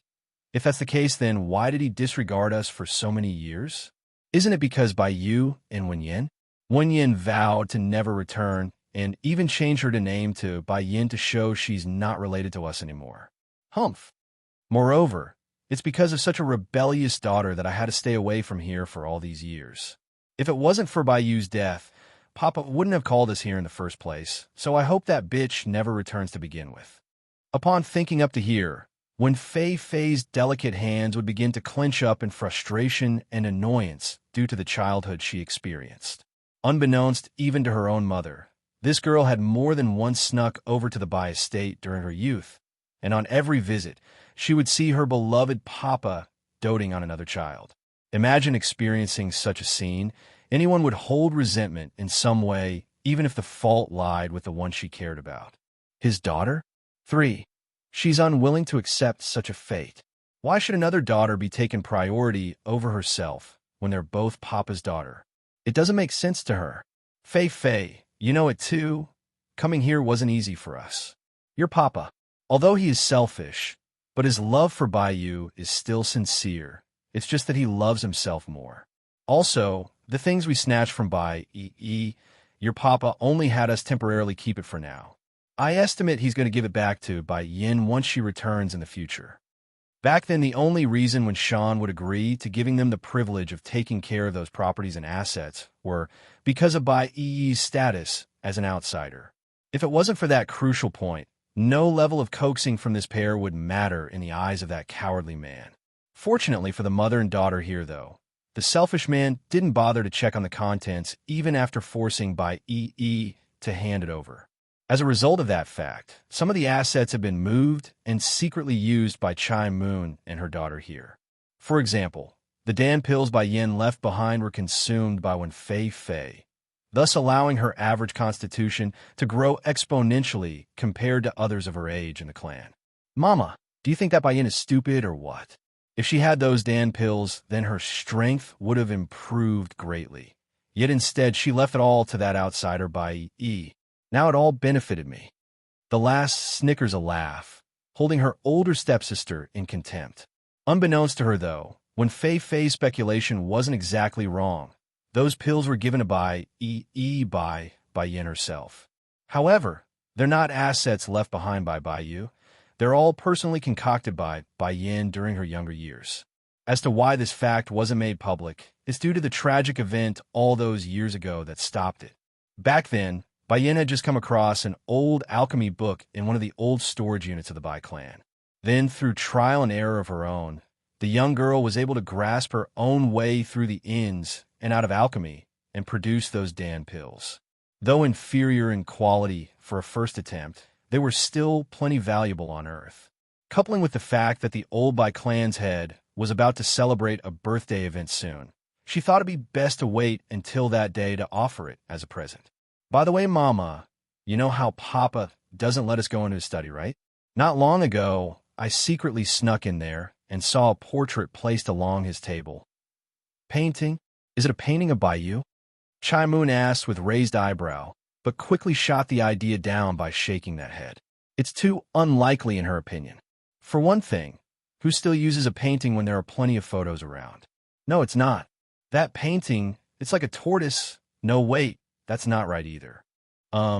It has a body like that of a turtle with a snake's tail, and I'm not exactly certain, but the head is similar to that of dragons as well. I only took a glance, and I already wanted one. Imagine having such a mighty creature as my pet. Wouldn't that be good? Oh, you. Chai Moon gently poked her daughter on the forehead as a tease. That painting is just a painting. Don't think too much of it. Also, don't go asking your papa, lest he be unhappy. No matter how extravagant their lifestyle was right now, it's still taken from someone else, so it's not as stable as others think. After all, she's the one who lured another woman's husband into her own bed and then gave birth to his child. That fact would never change. What a shame. If only Baiyu left behind some more of those damn pills. If she did, then Fei Fei's strength will be much higher than she is now. We've already used all of it from the batch we took from Baiyi. From now on, it will only get harder for my child to grow. Upon thinking up to here, Chai Moon would always lament a sigh due to how far they've come. Her only hope doesn't lie with a selfish husband. Rather, it's her own daughter. As long as the girl grows stronger and become a pillar of the Wen clan, then they wouldn't have to worry about being shoved out the door at any moment. Chai Moon and her daughter. 1. When Fei Fei makes a disgruntled face as she attempts to say some more. However, that thought quickly got cut off by the sound of the nearby door being swung open. Your papa is back. Don't say any more while he's home. Chai Moon orders, her voice growing stern. The girl maybe have complied by shutting that mouth, but it's obvious the resentment in those haven't receded in the slightest. They're still full of anger, right up to the point where a middle-aged man walked through the doorway and into their view. Papa, you're back. Considering how elated and sweet Fei Fei said it there, one would find it hard to believe the lass could make such a mean face from earlier. The welcoming scene was the very first thing when Sean came home too. A sweet, kind daughter, a gentle and mature wife, the perfect scenario for any successful man who had a family. However, not even this lame duck of a man would be so ignorant as to forget his previous family with Baiyu and Baiyan. Baiyu is a strong female with a strong personality. Never would she ask him for anything or demand anything. In Chai Moon's case, this second wife was sweet and gentle, the type that makes him want to cuddle her in his arms to kiss and protect. It's also the reason he couldn't control himself and make that blunder all those years ago. The woman stroked his manly ego in so many ways that he couldn't resist. It's been hard on you, when Sean says after remembering how poorly he's treated them both. He's never made any promises to Chai Moon, yet this woman would still stand behind him and not ask for anything. This includes the insults thrown their way. That's how much they endured. And what have he done as a husband and father? Nothing really, aside from ignoring them and turning a blind eye to the house attendant's behavior. Brother Sean. Chai Moon moves closer to her husband after that comment, her eyes radiating light when speaking. It's nothing. I really didn't suffer much. As long as I have you and can be together, then I'm willing to bear any bad names coming my way. When Fei Fei clearly thought otherwise and spoke up in protest, Papa, you don't know how much of a money's person Baiyu is. Even if Mama did more here, those attendants and maids would still look down on her. If not for my outstanding talent and growth, I bet they will still hold us in contempt to this day. The ones working for the Wen clan aren't normal civilians. They're all highly skilled martial artists that have grasped onto the edge of being cultivators themselves. Therefore, unless these two showed enough talent to win over their hearts, those attendants and maids would never acknowledge them. Fortunately for Chai Moon, though, she herself may not be capable, but her daughter when Fei Fei was thanks to those Dan pills they stole from Bai Yi. Through the help of those supplements, the young girl's now recognized as the most talented female in the younger generation of the Wen clan, hence catching the eye of the old clan master who was Wen Shan's father. Fei Fei. Chai Moon's complexion promptly changed for the worse and hurried to drag the running-mouthed girl behind herself, sounding timid and careful. Brother Sean, please don't mind Fei Fei's careless words. She didn't mean it and only wanted to protect me from being hurt. I know, when Sean undoubtedly had a frown on his face after having his first wife talked down upon, but he also understood why and wouldn't take it out on his own daughter. Fei Fei, Bai Yu is my deceased wife. According to the relationship we have, you should be calling her your mother too. I know Bai Yu's temperament very well. She's not the type to buy people's heart over with money or wealth, nor is she the type to manage the household affairs. If you suffered any wrong, then it's not related to her, okay? Chai Moon and her daughter, too. What's more, Bai Yu didn't know he had a lover, so how could she do something like buy people's heart? Such acts are below such a woman to the point where it's disdainful. When Sean understood that much. Brother Sean, is there any news on Yenner's whereabout? Chai Moon asks with pursed lips, her eyes hanging low like she's really worried about the girl. When Sean naturally didn't know, it's a mere act, which made him furrow up that forehead without any suspicion. No matter how much of a coward this father was, Bai Yin was still his blood. Of course he wants to bring her home. Unfortunately, since that day where the last walked out on this home all those years ago, no news ever returned. Forget about locating his daughter. He couldn't even get a wisp of information due to how remote Bai Yan's training ground was. I believe Yenner is still too sad. That's why she's refusing to talk to us. But don't worry, Brother Sean. There's never any feud between family. It's been many years since that incident. I'm sure she will eventually come around. I'm just worried whether or not she will accept me once she knows. Chai Moon makes a bittersweet smile, like she's really worried about whether or not things are going to work out. Understanding what his wife meant, when Sean calmly reassures her, "Don't worry, Yenner has always been kind-hearted. I'm sure she will learn to accept you considering all things. If Fei Fei doesn't mention Bai Yu anymore, I'm sure she and Fei Fei will get along as well." There's also a warning in there, hoping the two wouldn't mention the pain of the past anymore, lest it makes Bai Yin unhappy. Chai Moon naturally got the underlying meaning they're considering how perspective this woman was inside. Not wanting her daughter from poking the hornet's nest due to the discontent, the lady hurries to change the subject. However, right as she's about to do so, a crisp young voice suddenly catches their attention from the outside. "This is it. This is where your father and stepmother lives. Do you want me to knock on the door first?" Wen Fei Fei was the first to recognize this voice. Immediately, she stood up with clenched fists like an infuriated lioness. "Bai Yi, that bitch is back. How dare she return?" In comparison to Bai Yin, Wen Fei Fei hated Bai Yi even more. The adopted girl wasn't of the Bai clan's blood. In her view, such an orphan doesn't deserve to have such wealth and high quality of life. Those things belong to her. Without another thought, the spiteful lass promptly got up to the main door and slammed it open, thus startling the individual at the receiving end. Such a reception normally wouldn't cause quite the big fright to anyone at the front door. However, Bai Yi had suffered too much in this home after Bai Yin left to the point where even a door opening would scare her. Fortunately, she wasn't alone today. She had support. Besides, why should she be afraid? She's justified to come here today. Bai Yi, you pickpocketing thief. How dare you return again? Wen Fei Fei angrily glares at the other side, her voice forceful and unyielding. Flushing red in the eye as tears slowly swelled upwards, Bai Yi attempts to defend herself to no avail. "I did not. I really didn't steal anything from the Bai clan. I didn't." "Stealing?" Bai Yin narrows her eyes in, sensing something fishy had occurred during the time she wasn't around. Chai Moon and her daughter, 3. If my guess is correct, Yi's strength being ruined is mostly related to this matter. I need to find out the full story. I can't let this slide. Bai Yin thought, her mind made up to get to the bottom of this. "I really didn't steal anything. I only wanted to get Sister Bai Yin's necklace back. You could take anything else, but give that back to me." After a brief silence, Bai Yi blurts this out in her panic. That brought back a wave of old memories for Bai Yin upon hearing that. Indeed, she did leave behind a necklace for Yi prior to her departure. It's something she inherited from her mother Bai Yu and thought of the item as important for reasons unknown even to herself. However, due to what she was throwing herself into, a long, arduous journey of training and growth, Bai Yin figured it's best to leave the necklace behind in case she herself faced some kind of misfortune. At that time, the trinket would be a good memorial item for Yi and their time together. So that's why Yi lost her abilities. This they framed her for being a thief, and then abolished her strength?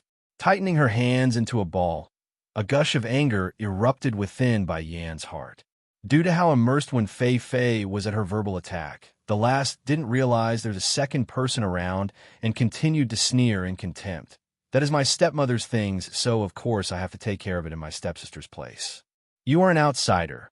How dare you claim to be the owner and try to steal it away? I'll teach you what it means to be a thief today. By then her hand had already been raised and rearing to slap down at the other girl. In the heat of the moment, Bai Yi simply stood there as she flinched at the encroaching slap. She's too nervous and afraid to the point where she's unable to react. Yet the expected pain never came. Opening her eyes, she saw something so unexpected that her mouth dropped in surprise. When Fei Fei had flown back out like a bullet, smashing into the redwood table inside the manor. As a result of this impact, the furniture had shattered into 4 fragments. How? One Fei Fei isn't an average person. She's a real martial artist. And I heard her strength have grown tremendously in recent times. How did Sister Bai Yin beat her in a flash? Fei Fei, Chai Moon exclaims in great fright. Hurrying to her daughter's side, this woman frantically helps the girl up as the tears came rolling down after confirming the severity of this fall. Turning to Bai Yin, she protests loudly for all to hear. Miss, aren't you overdoing things? My Fei Fei only said the truth, yet you openly attacked her in such a fashion. This is our family's business, so you have no right to interfere. After saying this, Chai Moon turned to her own husband for support, showering the place with her raining tears to win the man over. Brother Sean, I can tolerate anything you wish of me. I will endure that because I'm your wife. Who told me to fall in love with you first? Loving someone is not wrong. There is no first or last in the matter, but Fei Fei is innocent. She's your own daughter too, so how can you bear to see her being hurt by someone else? Wen Shan's eyes cold a little colder at the reminder, turning over to the one responsible. Miss, how do you want to compensate us for hurting my daughter? Bai Yin merely smirked in reply, not saying a word to this stranger in front of herself. After all these years, the once loving and caring father of Earth she knew had long died in those memories of old. The only emotion she has now of this man was anger, a very strange and enlightening anger. Then I'd like to ask you and Sean, how are you going to compensate us for treating EE like this? Chai Moon and her daughter, for you? Taken aback, when Sean gradually wrinkled up his brows as he stared at the lady across from himself. He's lost in a trance after a resurgence of memories swept over his mind. When Bai Yin left, she was only 12 at most, coupling in with the fact that her earthly body had perished as well after that lightning bolt. She's undoubtedly somewhat different in appearance. It's understandable that he couldn't recognize her for a time. However, those eyes, though, they're the same cold pair of eyes she used on that day where she vowed to never return. You are, Yenu? He asks without confidence. This girl, she grew up to be such a beauty, far better than her own mother's. Bai Yin? Chai Moon's body stiffened up at the name, her tears disappearing like some sort of magic trick. Brother Sean, she is Yenna? She's been gone for 10 years. How did she survive? You're back, Yenna? Wen Shan ignored Chai Moon's flawed facial expression and flew into a joyous mood. The time he spent with Bai Yin wasn't fake. He really did care for the girl with his heart. It's just that in comparison with his own life and safety, there's nothing more important. That's right, I'm back. I came back not only to avenge my mother, but also to let this fake man understand how stupid he was back then and the stuff he spouted. But as soon as I came back, I was immediately welcomed with the news of my mother having another daughter. And not only that, she's the same age as me. Why didn't I know I have a twin sister? And why does she look so different compared to me? Bai Yan's sarcastic expression couldn't be missed. Getting stiff over the comment, when Sean awkwardly replies, she's not your mother's daughter. Oh, in that case, then she's my stepmother's daughter? Mind telling me who her real father is? No, wait. Aren't you afraid of my mother coming back to strangle you for raising someone else's daughter and then giving her stuff away to said daughter? Every word coming out of Bai Yan's mouth were stinging, causing the man to wring out in discomfort. How can you talk like that, Yenner? She's Wen Fei Fei. She's mine. She's my biological daughter, too. Is that right? Bai Yin presses in with force, her cold demeanor intimidating and unyielding. But I remember my mother died when I was 12, and this girl over there is as round my age. Did you go behind my mother's back and cheat on her with that older woman? Yenner, when Shan's face was now getting a little unhappy. Don't speak about her that way. No matter what you think of me, Moon is now your stepmother. Also, she suffered a lot as well and endured a lot of grievances because of my mistake. You returning now is a good thing. We can all be one happy family again. To tell the truth, Wen Shan did have some opinion about this second daughter of his. Wen Fei Fei was raised outside of the Wen clan.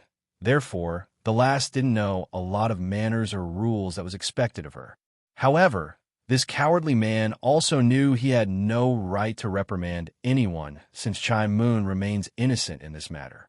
After all, the one who bedded her was him, and who got her pregnant was also him.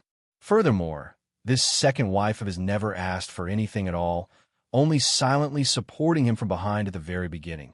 So what else could he ask of them? Yenner, Chai Moon, she is very good and isn't seeking anything in return by being with me. I once forsaken them for the sake of your mother, yet they never asked for money and refused my financial support. Did you know? Your stepmother would rather live in a ragged old house than to live in the house I bought for her. You mustn't misunderstand them. Chai Moon and her daughter, 5, when Shan sighed at that. It's true he hoped Bai Yin would return someday, but it's also true he had hoped for his daughter to accept Chai Moon. For it to turn out this way, and in such conflict, it's undoubtedly leaving him in a bind. So it's my mother's fault that you ignored your secret lover for so many years? Or is it that you delighted in the fact that you had another woman out there and didn't have to care for them? Getting dark in her smirk, Bai Yin starts becoming a thorn in the man's side with her words. I bet you're thinking both, right? Humph. Only a power-hungry man like your father from the Wen clan can produce a scum like you. That's right. Only a bad parent could produce such bad offsprings. Otherwise, why else would this Wen Shan become like so? It must be due to the teaching of the current Wen clan's head. Yenner, Wen Shan flew into a rage, his eyes full of disbelief over what he's heard. How did my sweet daughter become so aggressive? She's nothing like how I remember her to be. Despite his own emotions, the coward nevertheless sucked it up, knowing the fault lies with himself. Softening up in his tone, I believe you will one day accept her. I believe in my Yenner, the kind and sweet daughter that I know. You don't need to say any more, Brother Shan. It's then Chai Moon spoke up with her fraudulent face of tears again. In the eyes of others, I will always be the family-destroying third party. No matter what I do in this family, it will always be in vain. But I never asked for anything when Bai Yu was still around. She's gone now, and I needed to look out for Fei Fei's future. That's why I came to this family. At this point, Chai Moon's smile had gone sad and remorseful. Now looking back at it, me coming to this place is a mistake. I never asked for anything, but they all keep misunderstanding me. It's good that Yenner is back. Now me and Fei Fei will leave and give way like everyone wants. Mom, when Fei Fei cried out, throwing herself over to cling on her own mother, you endured so much after so many years just to be here, just to be by Papa's side.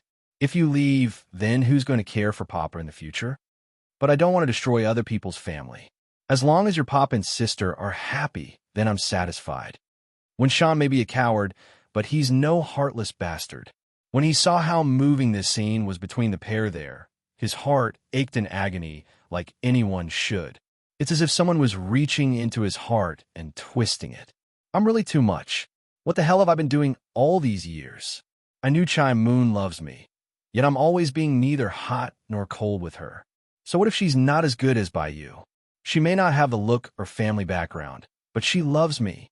This is enough. Think up to here, when Shan's original softened expression once again stirred up. Yenner, you shouldn't leave anymore now that you are back. Also, you must call Chai Moon your mother from now on. She's been through a lot during these past few years. Do you understand?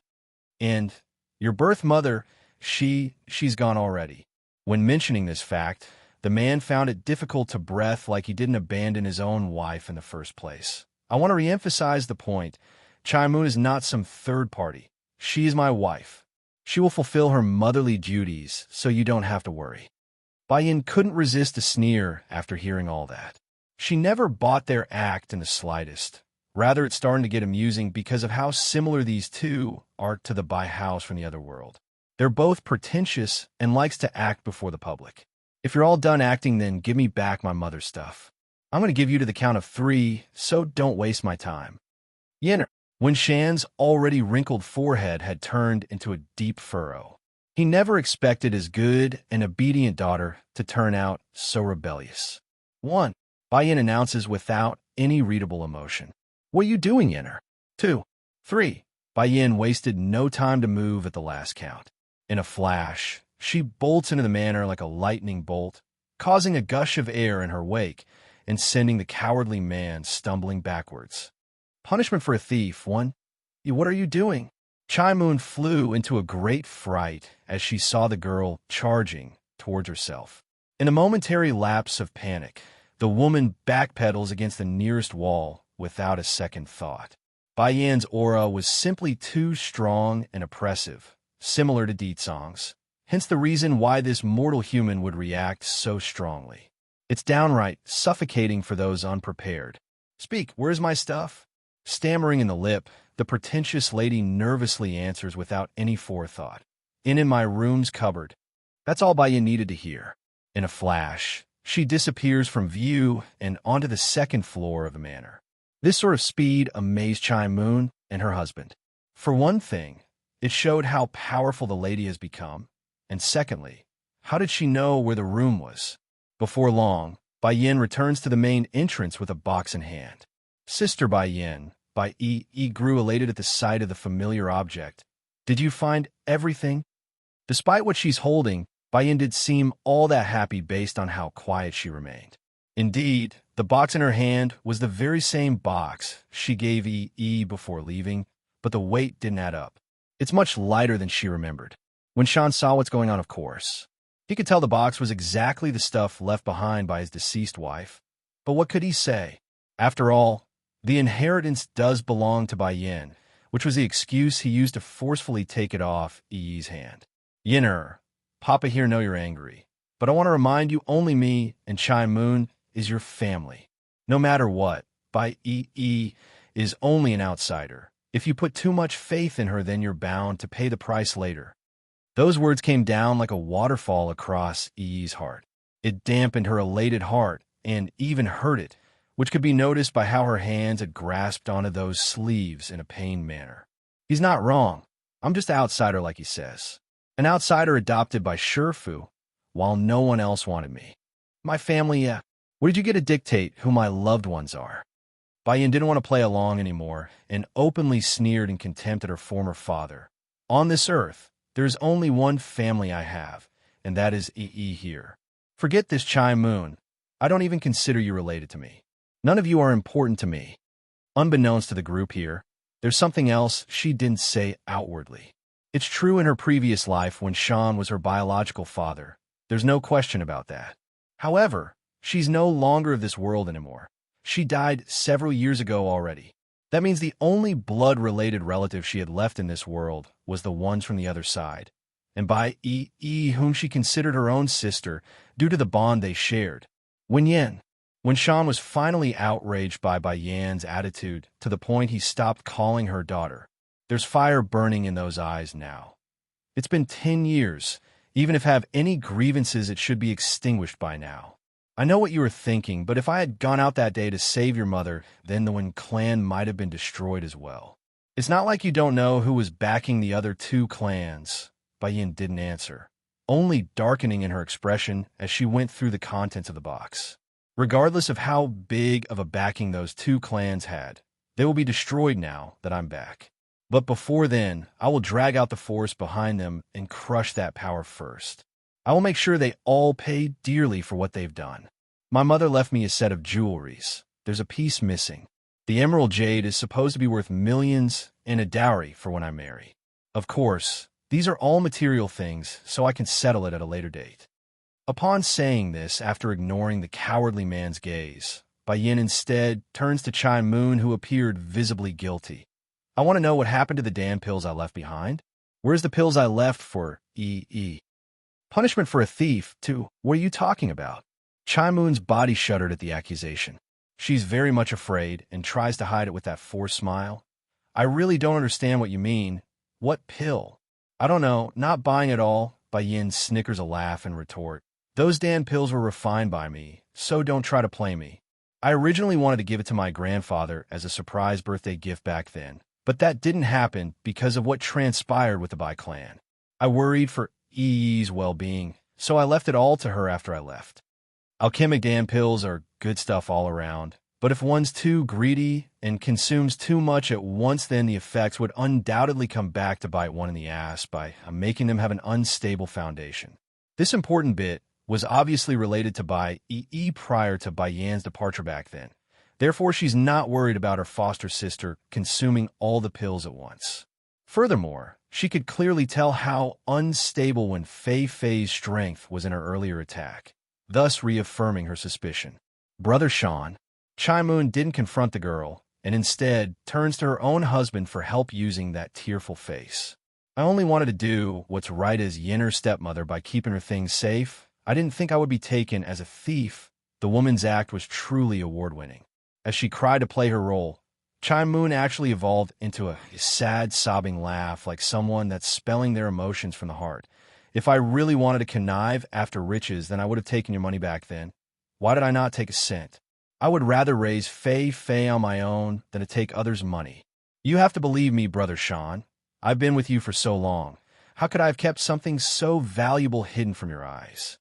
I know Yinner blames me for being with you. I know it, and I'm willing to leave if she wishes of me. But I can't accept being called a thief after trying so hard to do the right thing. After spouting all that, Chai Moon immediately began to head towards the doorway to leave with her daughter in tow. Her pace was firm and unquestionable based on how decisive they were. As a result of this picture, when Sean the coward promptly got all guilt in the face for being so indecisive. Wait, Mooner, the ones who need to go isn't you or our daughter. Cold in his voice, the man speaks with a stern voice like he's made up his mind. Halting in her steps right after the sentence, Chai Moon swings around like a hopeful woman waiting for her man to whisk herself off the ground like a princess being taken by a prince. Yinner, when Sean puts on a disappointed face at his own daughter, I don't know why you were so adamant about accepting them, but I must tell you your stepmother is not what you think. Back in the beginning after I made the mistake, I immediately wanted to make it up to her by offering $2 million as compensation. Yet, do you know, she refused the money. What's more, how could I not be aware of your ability in alchemy back then? I would have surely known if that's the case, but I didn't. Even if you want to frame her, you should at the very least find a better excuse. I'm very disappointed in you. Those words were coming straight from the man's heart. He's honestly unable to comprehend why Bai Yin would turn out so vicious in his view compared to the lovely and well-behaved daughter from his memory. Who exactly taught her into this after 10 years away from home? Bai Yin coldly glared back at this coward. You better keep your mouth shut in front of me, or else I don't mind removing you. This time she's not kidding. She really would remove him from the picture if he doesn't close that mouth of his. However, the threat only made Wen Shan even more furious. Wen Yin, I'm your father. How dare you talk to me like that? Punishment for a thief. 3. First, my name is Bai Yin.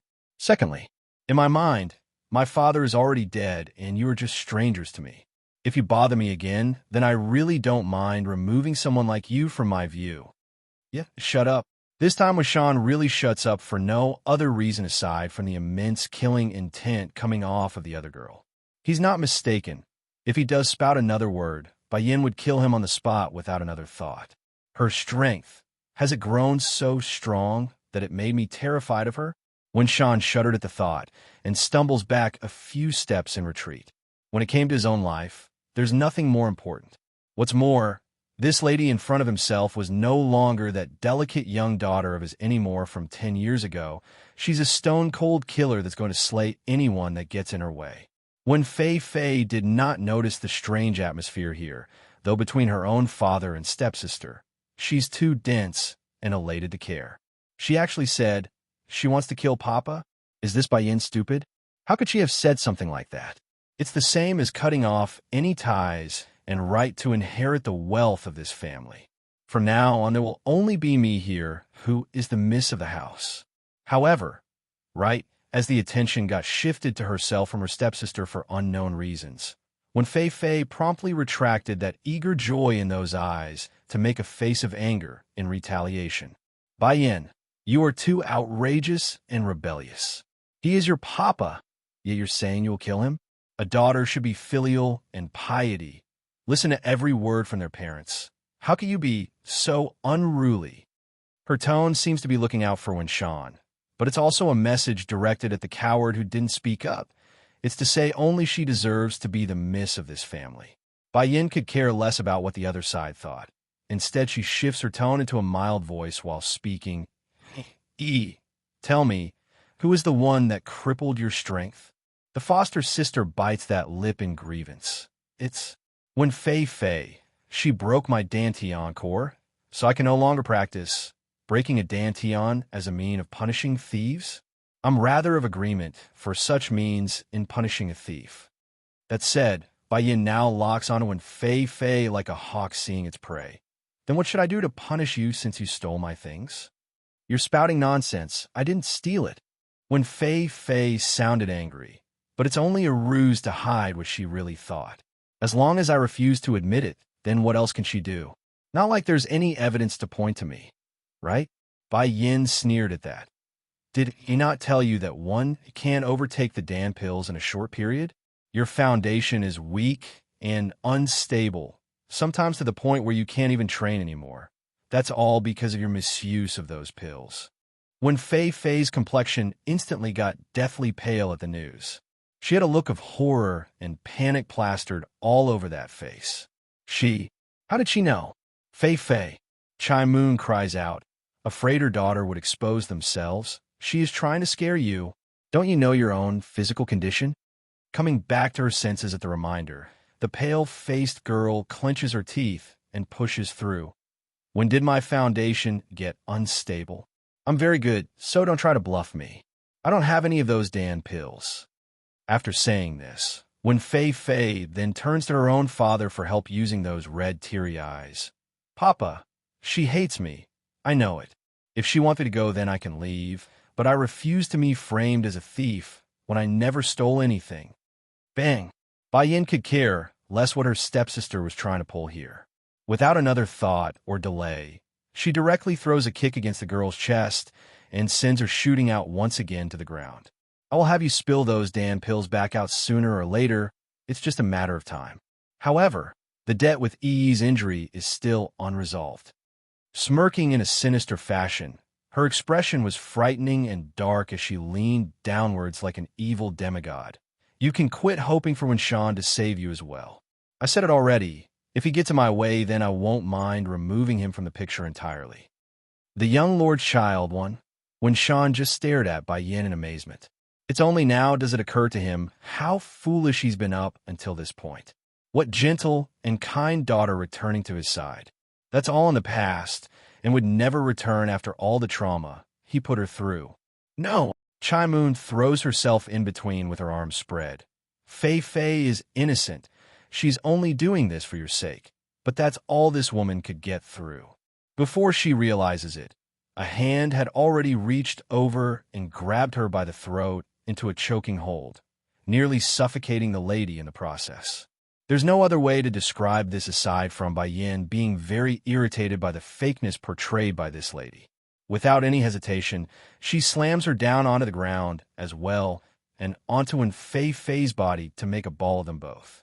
Leaning down again to her stepsister, but even closer so that others couldn't hear what she's saying aside from the recipient. I'm always of the opinion one should always receive the proper punishment, but I don't believe abolishing one's strength is the right course of action in this case. Despite those words, when Fei Fei's heart only grew more tense and thumped even harder. No, I think it's better to make you abolish your own strength using your own hands. That way you will know what despair means. This sentence hits the girl like a thunderclap, thus sending Fei Fei's eardrum into a ringing pain of horror. No matter how she imagines it, The lass here simply couldn't fathom what possible punishment could warrant someone into ruining their own life. But in reality, she didn't need to imagine. The answer was right around the corner as Bayin forcibly stuffed a round beady pill in her mouth. "Yo, what did you feed me?" She stammers this with fear hovering in those eyes. "Don't worry, it's not poison if you're thinking that. In fact, it will help enhance your strength and help you grow faster." Upon hearing this, when Fei Fei's eyes grew even more shocked. How can it be? Why would this woman be so kind? It's just that Bayan's next words completely crushed her soul from the high point. "But this medicine will make your body feel immeasurable pain at the early afternoon." All right, have you heard of the painful torture of being grinded by a wheel in hell? I bet the sensation would be similar to that. Grinning even harder now, Bayan's face appeared no different from a devil right now to her stepsister. Also, the stronger you become, the more intense the effects will have on your suffering. Unless you destroy your own dantian, the effects will never dissipate. Oh, by the way, there's no cure for this medicine. A chilling shudder filled when Fei Fei's heart then. What did I do to deserve this from her? Why is she doing this to me? All I did was cripple Bai Yi's strength. Why is she reacting so strongly for an outsider? I'm her real stepsister. You can choose to tell Shan about it too, but I can tell you he won't do a damn thing to help you. In addition, if the Wen clan learns of your predicament, what do you think they will do to you, someone that is no longer of use to them? Probably abandon you, am I right? When Fei Fei couldn't deny her stepsister's prediction. Unlike those happy families out there, the Wen clan places a very strong emphasis on the talented. For those who couldn't perform, they're promptly shoved to the curb, which was exactly what occurred prior to her using those Dan pills they took from Bai Yi. The young lord child, too. I won't believe you. After a long period of silence, when Fei Fei's only response was to shout this aloud. Bai Yin expected such a reply, though, so she didn't mind. Still grinning in a sinister fashion. "You can go ahead and try later. There's no need for me to persuade you. See, the pain at the stroke of noon will prove whether or not I'm lying." After saying that last bit, Bai Yin was done here and slowly headed for the exit. What did you feed my Fei Fei?" Chai Moon saw how the woman's about to leave, so she hurried to cry out for an answer. She didn't hear the conversation due to how quiet it was, but she did see the black beady pill that was forced into her own daughter's mouth.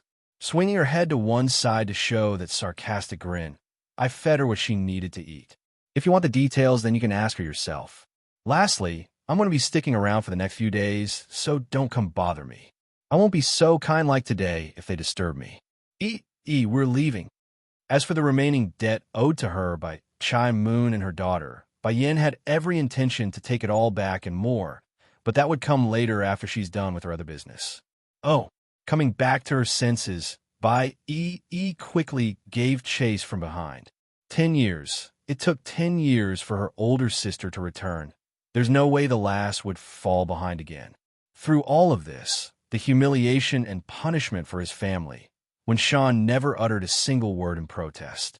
He's too much of a coward, especially before the woman's incredible level of killing intent.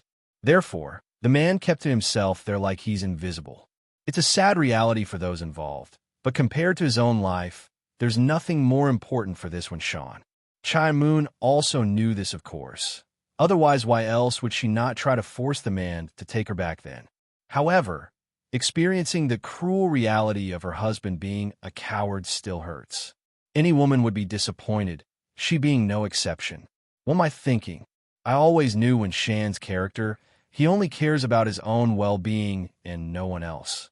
Outside the manor, the woman in front abruptly came to a halt and causes the one from the rear to bump into her back like a deer that's lost its way. "Sister Bai Yin, what's wrong?"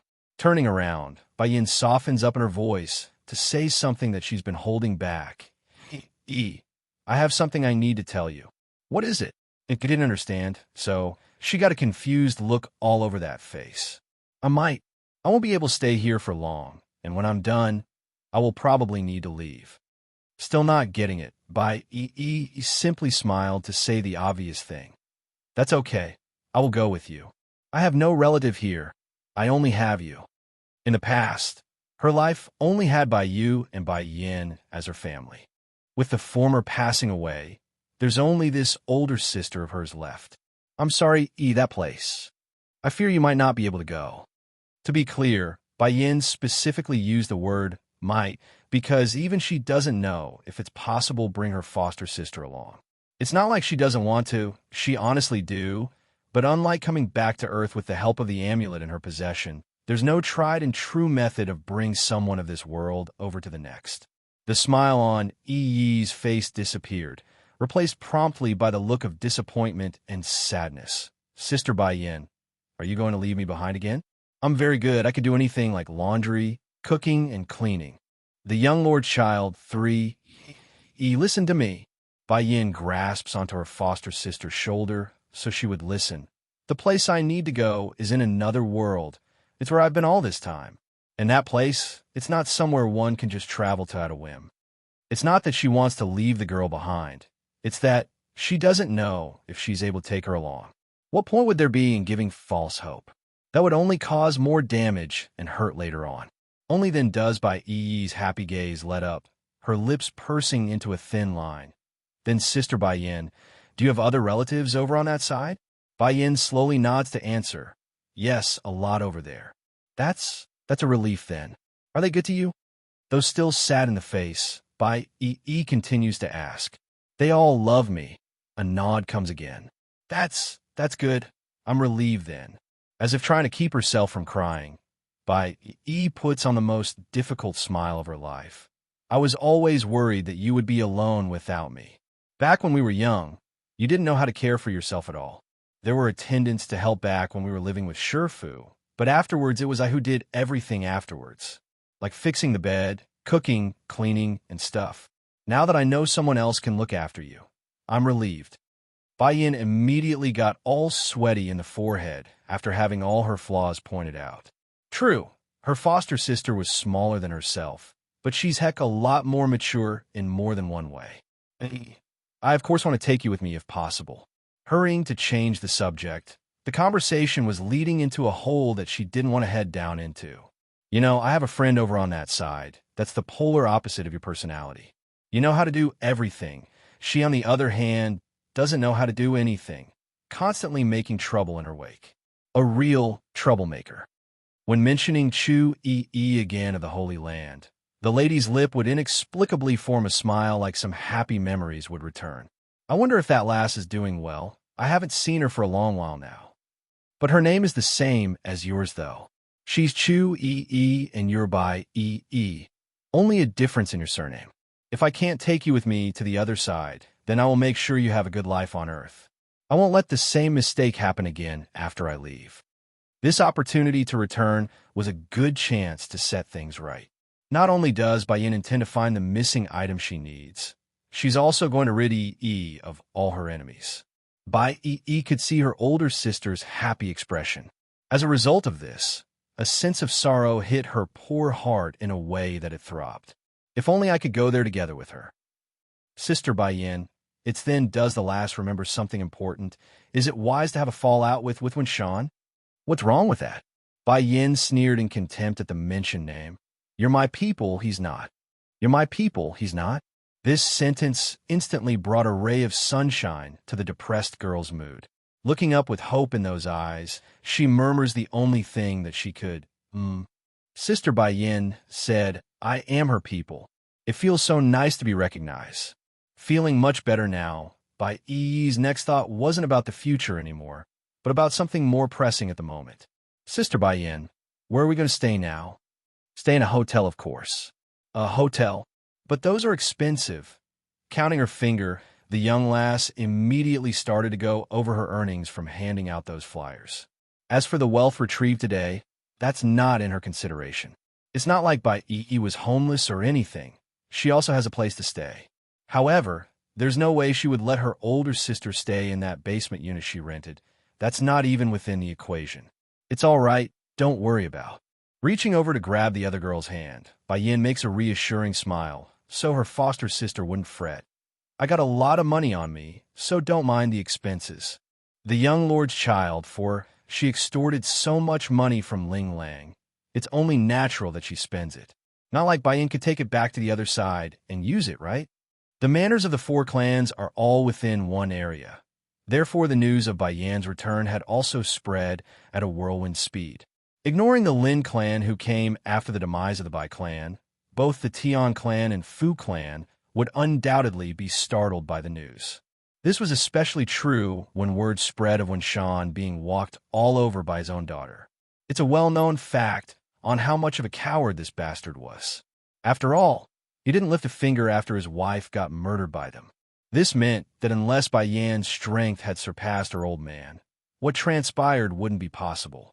This girl's been missing for 10 years, and now she's back, and for 10 years, we haven't heard from her at all. Tian Wind of the Tian clan frowns as he spoke, his finger drumming the table as he contemplated the issue. Sitting in front of him was another individual, a middle-aged beauty with a body worthy of being called a model. As she carefully poured a cup of tea for the man across from herself, her soft, smiling face showed she didn't seem worried. It's nothing to be worried about just because her strength is higher than Shan's. There's still the current head of the one clan taking charge. Besides, even if the one clan fears her, our Tian clan isn't. However, squinting her eyes, the beauty curves those lips into a snarling sneer. Nipping the flower in the bud is the smarter option. Her talent is not bad, so we can't let her continue to grow. Baiyu's apprentice is already a cripple, so that's not a threat. As for Ling Kaiyuan's daughter-in-law, Bai Yan's aunt, it's nothing to fret either. That old general may be a founding member of the nation, but he's not going to mobilize the military just for one clan. That's unreasonable and unrealistic. Others in the government will definitely stop him before then. There's actually good reasoning behind this lady's logic. Unlike in the other world where one's personal power reigns supreme, on Earth, it's about a country's strength. What does it matter if a family clan had a lot of influence and abilities? A few missile rockets and a nuke would do the trick right then and there. They're martial arts cultivators, not celestial or demonic cultivators like Bai Yan has become. There's a big difference between a mortal and an immortal. You snowing, Tian Wind warmly reaches out to take hold of the woman's hand. Your older brother, doesn't he have that person's trust? Do you think we can find a way to get our daughter closer to the young lord? Snowing's expression promptly changed for the worse at the mention. I don't know. Since a few years ago where the young lord fell ill, he's had a major change in temperament. Besides, I've heard the young lord now has a child he made with an unknown woman from the outside. The idea won't turn out well. The four family clans are all subservient to the Water clan, all for the one very single reason. There's a special existence inside that house. Unlike the other inferior clans that could come and go with time, the Water clan has been around for hundreds of years, each generation producing countless talents in its wake. However, that's not enough to secure their position as the head.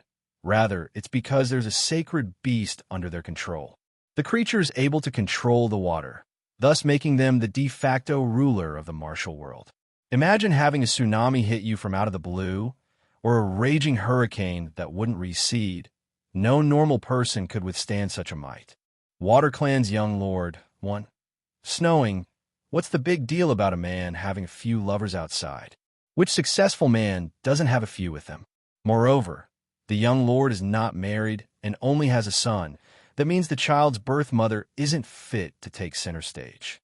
The woman couldn't refute the idea, tempted her swaying heart as well. Speaking in a hesitant tone, let's ask our daughter's opinion first. She hasn't even married yet and is now going to be someone's stepmother. I just find the idea difficult to accept. No matter how much she liked the thought of being the mother-in-law of the most powerful man in the Water Clan, she's still a mother. As a mother, she undoubtedly wants the best for her own daughter. Tian Wen didn't say it aloud, but his thoughts weren't the same as his own wife who showed what she was thinking along the face. Snowing is thinking too much. Being the wife of the young lord? That's not possible. Perhaps a lover for him is more likely.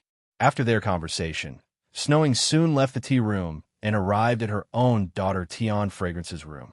Her hand hesitated when attempting to make a knock, but the hesitation couldn't hold out against the temptation still. A moment later, The door swung open, and out came a girl with dreary eyes wearing a cartoon t-shirt. "Mom, do you need something? Why are you coming so late?" For this only daughter of hers, Snowing's attitude only had warmth and kindness. "Fragrance, I came because I have something I want to discuss with you. Let me inside first." Doing as told, Fragrance moves to one side to let Snowing in, but kept her confused look up the entire way. "Mom, what is so urgent that you can't wait till morning?" "Sit down first," patting the chair so her daughter would sit with her. "You know your uncle is the steward of the Water Clan, don't you? What if I say me and your papa can help you get close to the young lord?" When speaking up to this part, Snowing's voice grew hesitant and paused for a breather because she knew her daughter's temperament the best. Regarding something like arranged marriages, there's no way this daughter would be willing and happy. "What?" Fragrance's voice nearly shrieked at the suggestion, jumping up and stomping her feet in protest. "You want me to marry that sick mule from the Water Clan?" Going white in the face after her daughter's outburst, Snowing immediately jumped up to cuss the careless girl's mouth so she would stop talking. "Don't speak like that. You know how our Tion clan is heavily relying on the Water Clan. If anyone hears of what you said, then not even your uncle can save us." "I'm not making up stuff. Everyone knows how sick that person is. After he fell into a coma 8 years ago, the guy had a huge change in his temperament and would lash out at everyone. And it's not like you don't know either, Mom. No one has seen him step out of the Water Clan's estate. Why would you want me to marry someone that's terminally ill? I don't want to be a widow right away." Unlike her parents, Tion Fragrance wants to pursue happiness in her life like any young lady of her age. Marrying a sickly boy that's perhaps at the death's gate. Who would want to? "Sweetie," Snowing sighs at the answer, "we aren't certain on the young lord's condition. That's only a rumor. How about you make the decision after meeting the young man first?" Truth was, despite her older brother being the steward of the Water Clan, no one really knows the real health of the young lord mentioned here.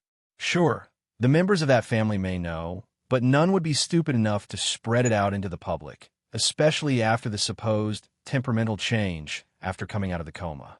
Water Clan's young lord too. "I don't want to see him, Mom. I don't want to see him." After shouting this out, Tion Fragrance's eyes immediately flickered with an idea. Hooking her arm around the other ladies, she forces her inner anger down to play her game. "I know so many young, talented men in the city. Why should I go with a sick mule that's about to kick the bucket? What if he decides to force me and not let go after being captivated by me? Just having the thought of being forced into bed with someone she doesn't like would gross the lass out, which showed along her young face. "Mom, you know my personality better than anyone. If that young lord from the Water Clan tries to force me, then I would rather die with him than submit. In that case, what do you think will happen to our family when the Water Clan comes down with their fury? See, it won't turn out well, not well at all. Moreover, as the young miss of the Tion clan, what men she couldn't get. She's got all those wealthy and talented men of this city's upper society swirling around her finger. Why should she lower herself to being a sick mule's wife? It's not like the Water Clan only has that sick mule in its younger generation. If I'm going to marry into that clan, then I'm going to take a healthy and powerful one. Afterwards, I can pull some strings and then push my future husband into the lead position. I bet that sick mule won't live long anyways." Snowing's lips stammered for proper wording there. She couldn't find a good excuse to persuade her daughter because what the lass said was all true and reasonable. "Fine, sweetie. I was only asking and not forcing you. If you aren't willing, then we can put the idea behind us. I'm sure you will find an outstanding husband in the future on your own." After saying this, the lady of the house got up and walked out of the room to deal with her own husband. The Water Clan's main estate. Currently, 2 individuals, one small and one big, were staring off against each other. Eventually, it was the older one who caved in and took the lead to turn away. "You've been staring at me for 2 days. Have you seen enough yet?" The older man speaks, his voice getting a little bothered. "Batty father, will mother be able to recognize you now that you become like this?" The steam bun across from him says, his eyes still staring wildly in amazement. Twitching in the mouth at being called out, the older man shoots a deadening glare at his own son. "What do you know? I believe in her. She will recognize me at a glance no matter what. Their feelings have long passed the physical level and into the soul stage. It's unmatched. But Batty Father, why did me and Mother can come directly into this place while you have to use another person's body? I'm so confused. Scratching the back of his head, the steam bun wrinkles his nose like a confused child. That's right, the older man across from Baishachin was none other than Deet Song. The only issue was that it's his soul and not the body. If anything, the only evidence proving it's the great demon king would be that arrogant aura. It's unmistakable. That's because I didn't have all heaven to send me over here like you did. I had to ask state teacher to help me transfer my soul over to this dead body we found. Also, I came here 8 years earlier. 8 years ago, the Water Clan's young lord didn't fall seriously illy. Rather, he did kick the bucket and died. Water Clan's young lord 3? That's right, he's been here for 8 years already. Due to the differing time frame of both worlds, Deet Song purposely arrived earlier than his family, so that he could locate Bai Yin ahead of time. But 8 years, how could he not go see her? Therefore, for the past 8 years he's been telling the world that he's sick, while in reality he's been running off to stalk his oblivious wife in secret. Sadly, at the time Bai Yin still hasn't arrived at the other world yet. That meant he couldn't face the old her from Earth. Knowing how much his wife cared for the family members on that side, this poor demon king could only live a life of a monk devoid of impulses. Imagine watching the love of his life bearing all those dangerous adventures. Imagine watching the lady go through all those trials on her own. And most importantly, imagine watching his wife go naked to bath in the local lake. Now that's just pure torture, extremely painful and torturous for any man. Nevertheless, he's put up with it. 8 years of it in total. That was until after Bai Yin got struck down by the lightning bolt like fate intended. No one knows how much he wanted to rush over to save her that day. But Deet Song also understood his wife would never forgive him if he did otherwise. History would change. The future of their children would change. There wouldn't be Bai Xiaqin, nor Di Ling Yin and Di Jin Tian. None of their children would exist for that blunder. So, he stopped at the last second when his feet tried to move. For 3 days this man did not move from that spot. He buried her, of course, but he couldn't leave right away. Deet Song was bleeding inside. Sure, his wife suffered as well for the death she went through, but his heart bled just as much in the spiritual sense. In the end, it took all his willpower just to budge from a mountain. What came afterwards could be summed up like most would expect. He returned to the Water Clan and began preparations for the return of his wife. Although he doesn't know when exactly, but that didn't hinder his will to welcome his woman's return. Thankfully, the poor guy didn't need to wait long either when he came across his son by Xiaqin by pure coincidence. Batty Father, fortunately you didn't stop Mother from leaving at the end. The steam bun happily stuffs a grape into his mouth, his eyes revealing delight at the sweetness. There's no warmth in this world for Mother, but the other side is not the same. She got family there. If she had come to learn you took that from her in the future, then she will undoubtedly be very angry at you. The man could only shake his head helplessly due to his son's uncharacteristic mature speech. Xiaqin, we will go find your mother in 2 days. 8 years of patience have finally come to an end. When he gets his grubby hands on her, he would make sure to have his way of embracing that woman to his heart's content. And, if possible, spend several nights of love making to satiate his near-bursting hormones. Why 2 days later? Batty Father, don't you want to see Mother? Why wait? Bai Xiaqin asked again with a look of bafflement. If it was me, I would go right now. I don't even know how Batty Father could endure for 8 straight years. If it was me, I would be crying in pain already. I've received word from state teacher earlier that why I need 2 days to accomplish the task. 2 days is enough. Then I'll take you to your mother. He really wants to see his wife, but in order to return to the demon realm as soon as possible, Deet Song must finish another thing beforehand. He's waited 8 years already. Another 2 days won't delay much. I don't want to. Bai Xiaqin puckers his lips into a displeased shape. I want to see Mother. I'm going to find her first on my own. Those bad women all envy her. They will definitely try to pick on her. Water Clan's young lord, 4. Ditsong doesn't believe his wife would be picked on by others considering her personality. However, that doesn't mean he's going to tolerate such an act against his own woman either. You're not familiar with this place yet, nor are you capable of finding your mother on your own. Let's do this. I'll order someone take you to her if you want to go ahead. It's not like the Demon King did nothing during the past 8 years that he's been here. Regarding Bai Yan's identity and history, he's learned it all and knew how wronged she's been at the hands of those people who ruined her family and killed her mother's side of the family. In addition, Ditsong's gaze grew solemn and heavy. You must get a better understanding of your mother's situation. I will give you the information I gather beforehand. Whether or not you can help your mother get revenge is up to you. I don't want my wife dirtying her hands with their filthy blood. Bai Xiaqin immediately jumps up in glee, his small face glowing with excitement. Papa, you mean I can go find mother ahead of you? Ditsong crooked smiles to affirm the question due to not being addressed with that silly nickname from his son.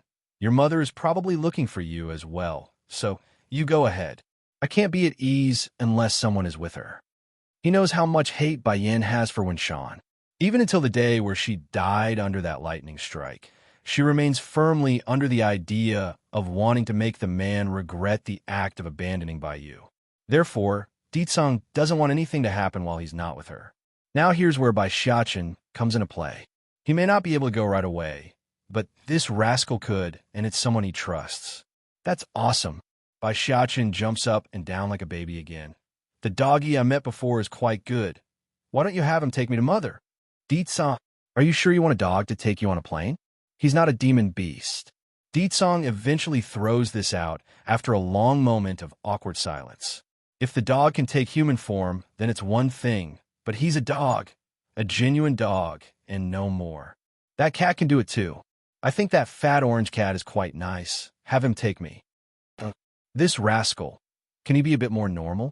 Besides, what does being fat have to do with helping you find someone? Ditsong thought, unable to comprehend why his boy would suggest a dog and a cat in this case. I'll find someone to take you. During this trip, you must behave. If I find out you aren't and is acting up, I will have them take you back without a second thought. The stern voice of the Demon King meant he's serious and would really do that if the boy made trouble like he always did in the other world.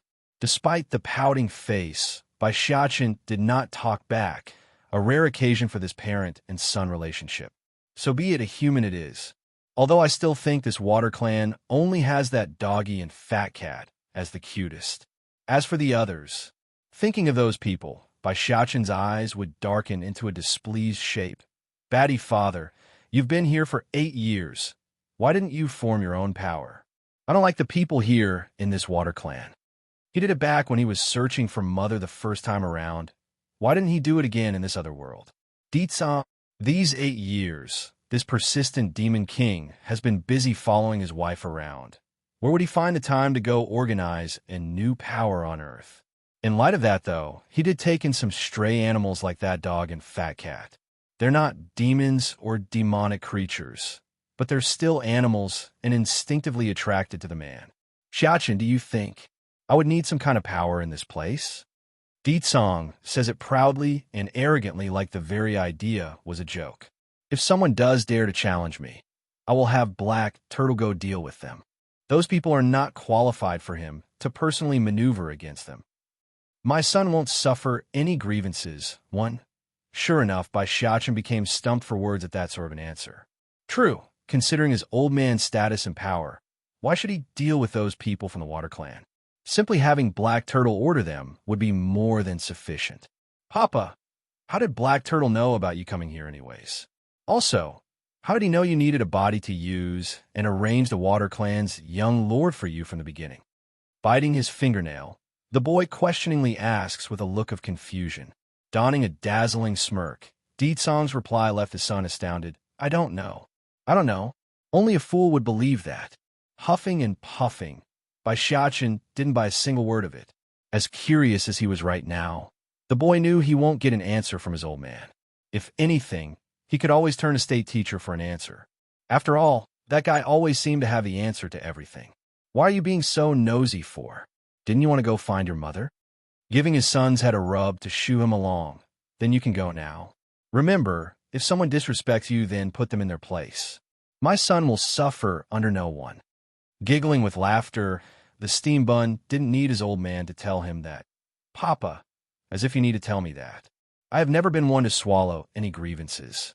From the time he's been born to the current day, this rascal has never eaten any grievances, not even once. Then go. I'll have things arranged for you. After saying that, Deetsong's gaze inexplicably shifted to the exit and into the far-off unknown. It's as if he's looking at others that's not within his view, yet within his senses. If these people in the Water Clan obey and listen, then I can let them be, but if they get restless and try anything, I won't mind letting them fall from their current heights once and for all. Goodbye then, batty father. Waving his hand, the rascal didn't hesitate and quickly ran for the door. His demeanor told everyone that he couldn't wait to leave this place. Meanwhile, in the back, Deetsong's face had gone all black again. This brat, does he hate spending time with his own father that much? And why is he using that nickname again? Unaware of the woes plaguing his old man, Bai Xiaochen only had the happy thought of reuniting with Bai Yin in his mind. Nevertheless, that doesn't mean his absent-mindedness meant his senses for the surroundings were hindered in any way, because he's quickly able to dodge to one side when a hand tried to push him after leaving the courtyard. The perpetrator of the act belonged to a child of about 10 years old. Considering the number of lackeys following this kid, it's obvious he's someone of important status in this Water Clan. Even so, that doesn't the steam bun would take this hostility lying down, which manifested into him pinching the other kid's wrist until a crunching sound could be heard due to the pressure. Ah! The kid wept like a screeching banshee due to the pain, causing the lackeys behind him to freak out as well. Sadly for them, though, right as they tried to move forward to help, Bai Xiaoqin's threatening glare stopped them in their tracks. Lin Lin. Suddenly, an urgent call came from further ahead. Turning to look for the source, Bai Xiaoqin could see a beautiful woman running over in haste. Let go of my Lin Lin now, the lady orders, her eyes bordering on the line of tears due to the pained expression of her son. Smirking at the demand, the steam bun starts going back to his old way of acting innocent. Why should I let him go when he tried to push me? Is this how members of the Water Clan act? Such unruliness? My son won't suffer any grievances. The beauty angrily points her finger at Bai Xiaoqin in an accusatory manner. However, her rage promptly subsided a notch after remembering who she's dealing with. Xiaoqin, this is your cousin. He did not mean it, so can you let him go? Tilting his head at the plea like he's in contemplation over the idea, Bai Xiaoqin didn't let go, though, and instead bared his white teeth like a predator facing its prey. No. Mom, help me. Hurry and help me. Water Lin Lin continues to cry out in pain as his wrist grew more purple over the pressure. This wild bastard came from some unknown woman. How dare he come to the Water Clan to leech off of us? Hit him for me. Hurry and hit him for me. That's right. The main reason this brat going by the name of Water Lin Lin tried to push Bai Xiaoqin was because he's upset and jealous of the attention being shifted away from himself. Coupling in with the negative feedbacks from his own parents in secret, plus the reminder from his own grandparents to be at heed with this new cousin, the boy's heart grew twisted and irate. That's why he came today. It's to deliberately stomp on Bai Xiaoqin to flaunt his status. Well, that was the plan anyways. The beauty's face got very pale after her son's outburst. There's open panic in her eyes because that kind stuff could only be said in the shadows, not in open public like here before the house attendants. Make no mistake, this beautiful madam of this house may hold a high position within the Water Clan, but not even she would try to poke fun into Deetsong's business due to how famously cruel and cold the man has become after that incident from 8 years ago. Close your mouth this instant, Lin Lin. The woman snaps at her son, those teeth grinding due to the tense thumping in her heart. Xiaoqin, this is nothing but a little fight between children. Why are you taking things so seriously? Moreover, Lin Lin here didn't mean what he said. He really didn't. Snickering in contempt at the obvious lie, the steam bun didn't believe a single word of it. He insulted me by calling me a wild bastard. After saying that, he immediately increased the pressure on his grip some more, causing the other boy to squeal out again. So, I want him to apologize to me and to scold himself by saying he's a bastard child for 100 times. I want that done this instant, right here and now, as compensation. The beauty's face got even whiter. Have my son apologize and claim to be a wild bastard. And in front of everyone here? What does that make me and my husband then, the third son of this family? Xiachen, your father and your third uncle have always been close. If he learns of what you did to Lin Lin today, then he will undoubtedly be very hurt. By then he might get too angry and throw you out of the Water Clan. It's said that the kid was brought in 2 days ago, meaning he's likely insecure inside and could be easily manipulated and intimidated. Cocking his chin after hearing his mother's threat, the naughty brat regained some of his vigor and started speaking garbage again. That's right. Second uncle really likes me. He will definitely throw you out of the Water Clan and have you return to that lowly and filthy mother of yours. Bai Xiachen could still bear dealing with an annoying brat at the beginning, but when the conversation shifts into Bai Yin and the gloves are coming off, without a second thought, the steam bun directly kicks his foe in the tummy and sends him rolling back. Damn it, how dare he scold my mother? The beauty became stunned. She didn't expect the boy to be so insane as to hit someone in this situation. However, right as she's about to speak out again, a chilling voice that seems to choke her by the throat spoke up instead. How come I never knew I had a good relationship with Water Longyan? How come I didn't know? Also, why would I go dote on another person's son when I have one already? My son won't suffer any grievances. 3. The man's low voice gave off a hellish vibe there, thus sending the beauty into a frozen state as she stood rigidly in attention. Second brother? Ditsong didn't bother to reply to that call, only coming forward on his own. When he saw how upset his son was, though, the man promptly reached out with his hand to give the boy a rub on the head.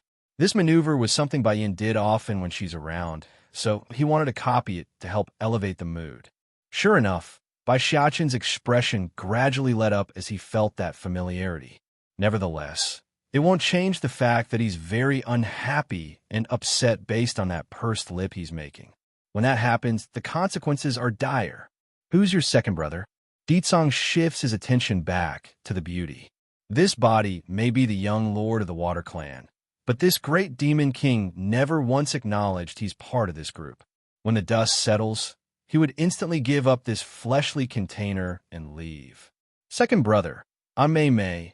I'm Water Longyan's wife, your sister-in-law. The woman answers with shakiness in her voice. Frowning like he's trying to remember the name, Ditsong's next word down right hurts. No impression. Dunt. The beauty by the name of Mei Mei directly fell over backwards at the blunt reply. She couldn't even bring herself to stand up right now, due to the heartache. Truly, the lady thought the other man would at least remember her name, because she had actually tried to pursue him in their youth, and not her current husband. Sadly, despite the effort of this woman and all her attempts at seducing the other side, the already deceased young lord of this Water Clan was a dunce and didn't get the hint at all. Then once the man kicked the bucket and Ditsong took over, that's when the already stale relationship devolved to the point where she couldn't even make eye contact.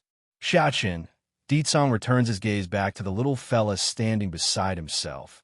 I said it, you are my son and don't have to take any insult from anyone. My son won't be wronged or insulted. Water Mei Mei couldn't believe what she's heard and promptly stared up out of reflex. What does he mean by that? Have him kneel on the ground and slap himself. He is not allowed to get back up until I'm satisfied. Ditsong states this as an order, not a request. Second, Shun Mei Mei's heart shuddered at the idea. She wanted to say something more to defend her family, but against that frightening pressure, the lady instinctively swallows the pretentious words back down and pleaded instead. Please, Lord, Lin Lin is still a child. He really knows his wrong. Please spare him. You know you're wrong. Ditsong turns to the brat and asks this. The brat never feared anyone in his life before, not even his old man. However, against this second uncle of his, he felt true fear for once and trembled profusely when replying. I'm wrong. I know I'm wrong. Coldly smirking. I've said it before, Xiachen is my son. Whoever dares to bully him will not be spared. Since you people take my words as a bluff and only admit to your wrong due to my presence, then Xiachen doesn't need to accept your apology.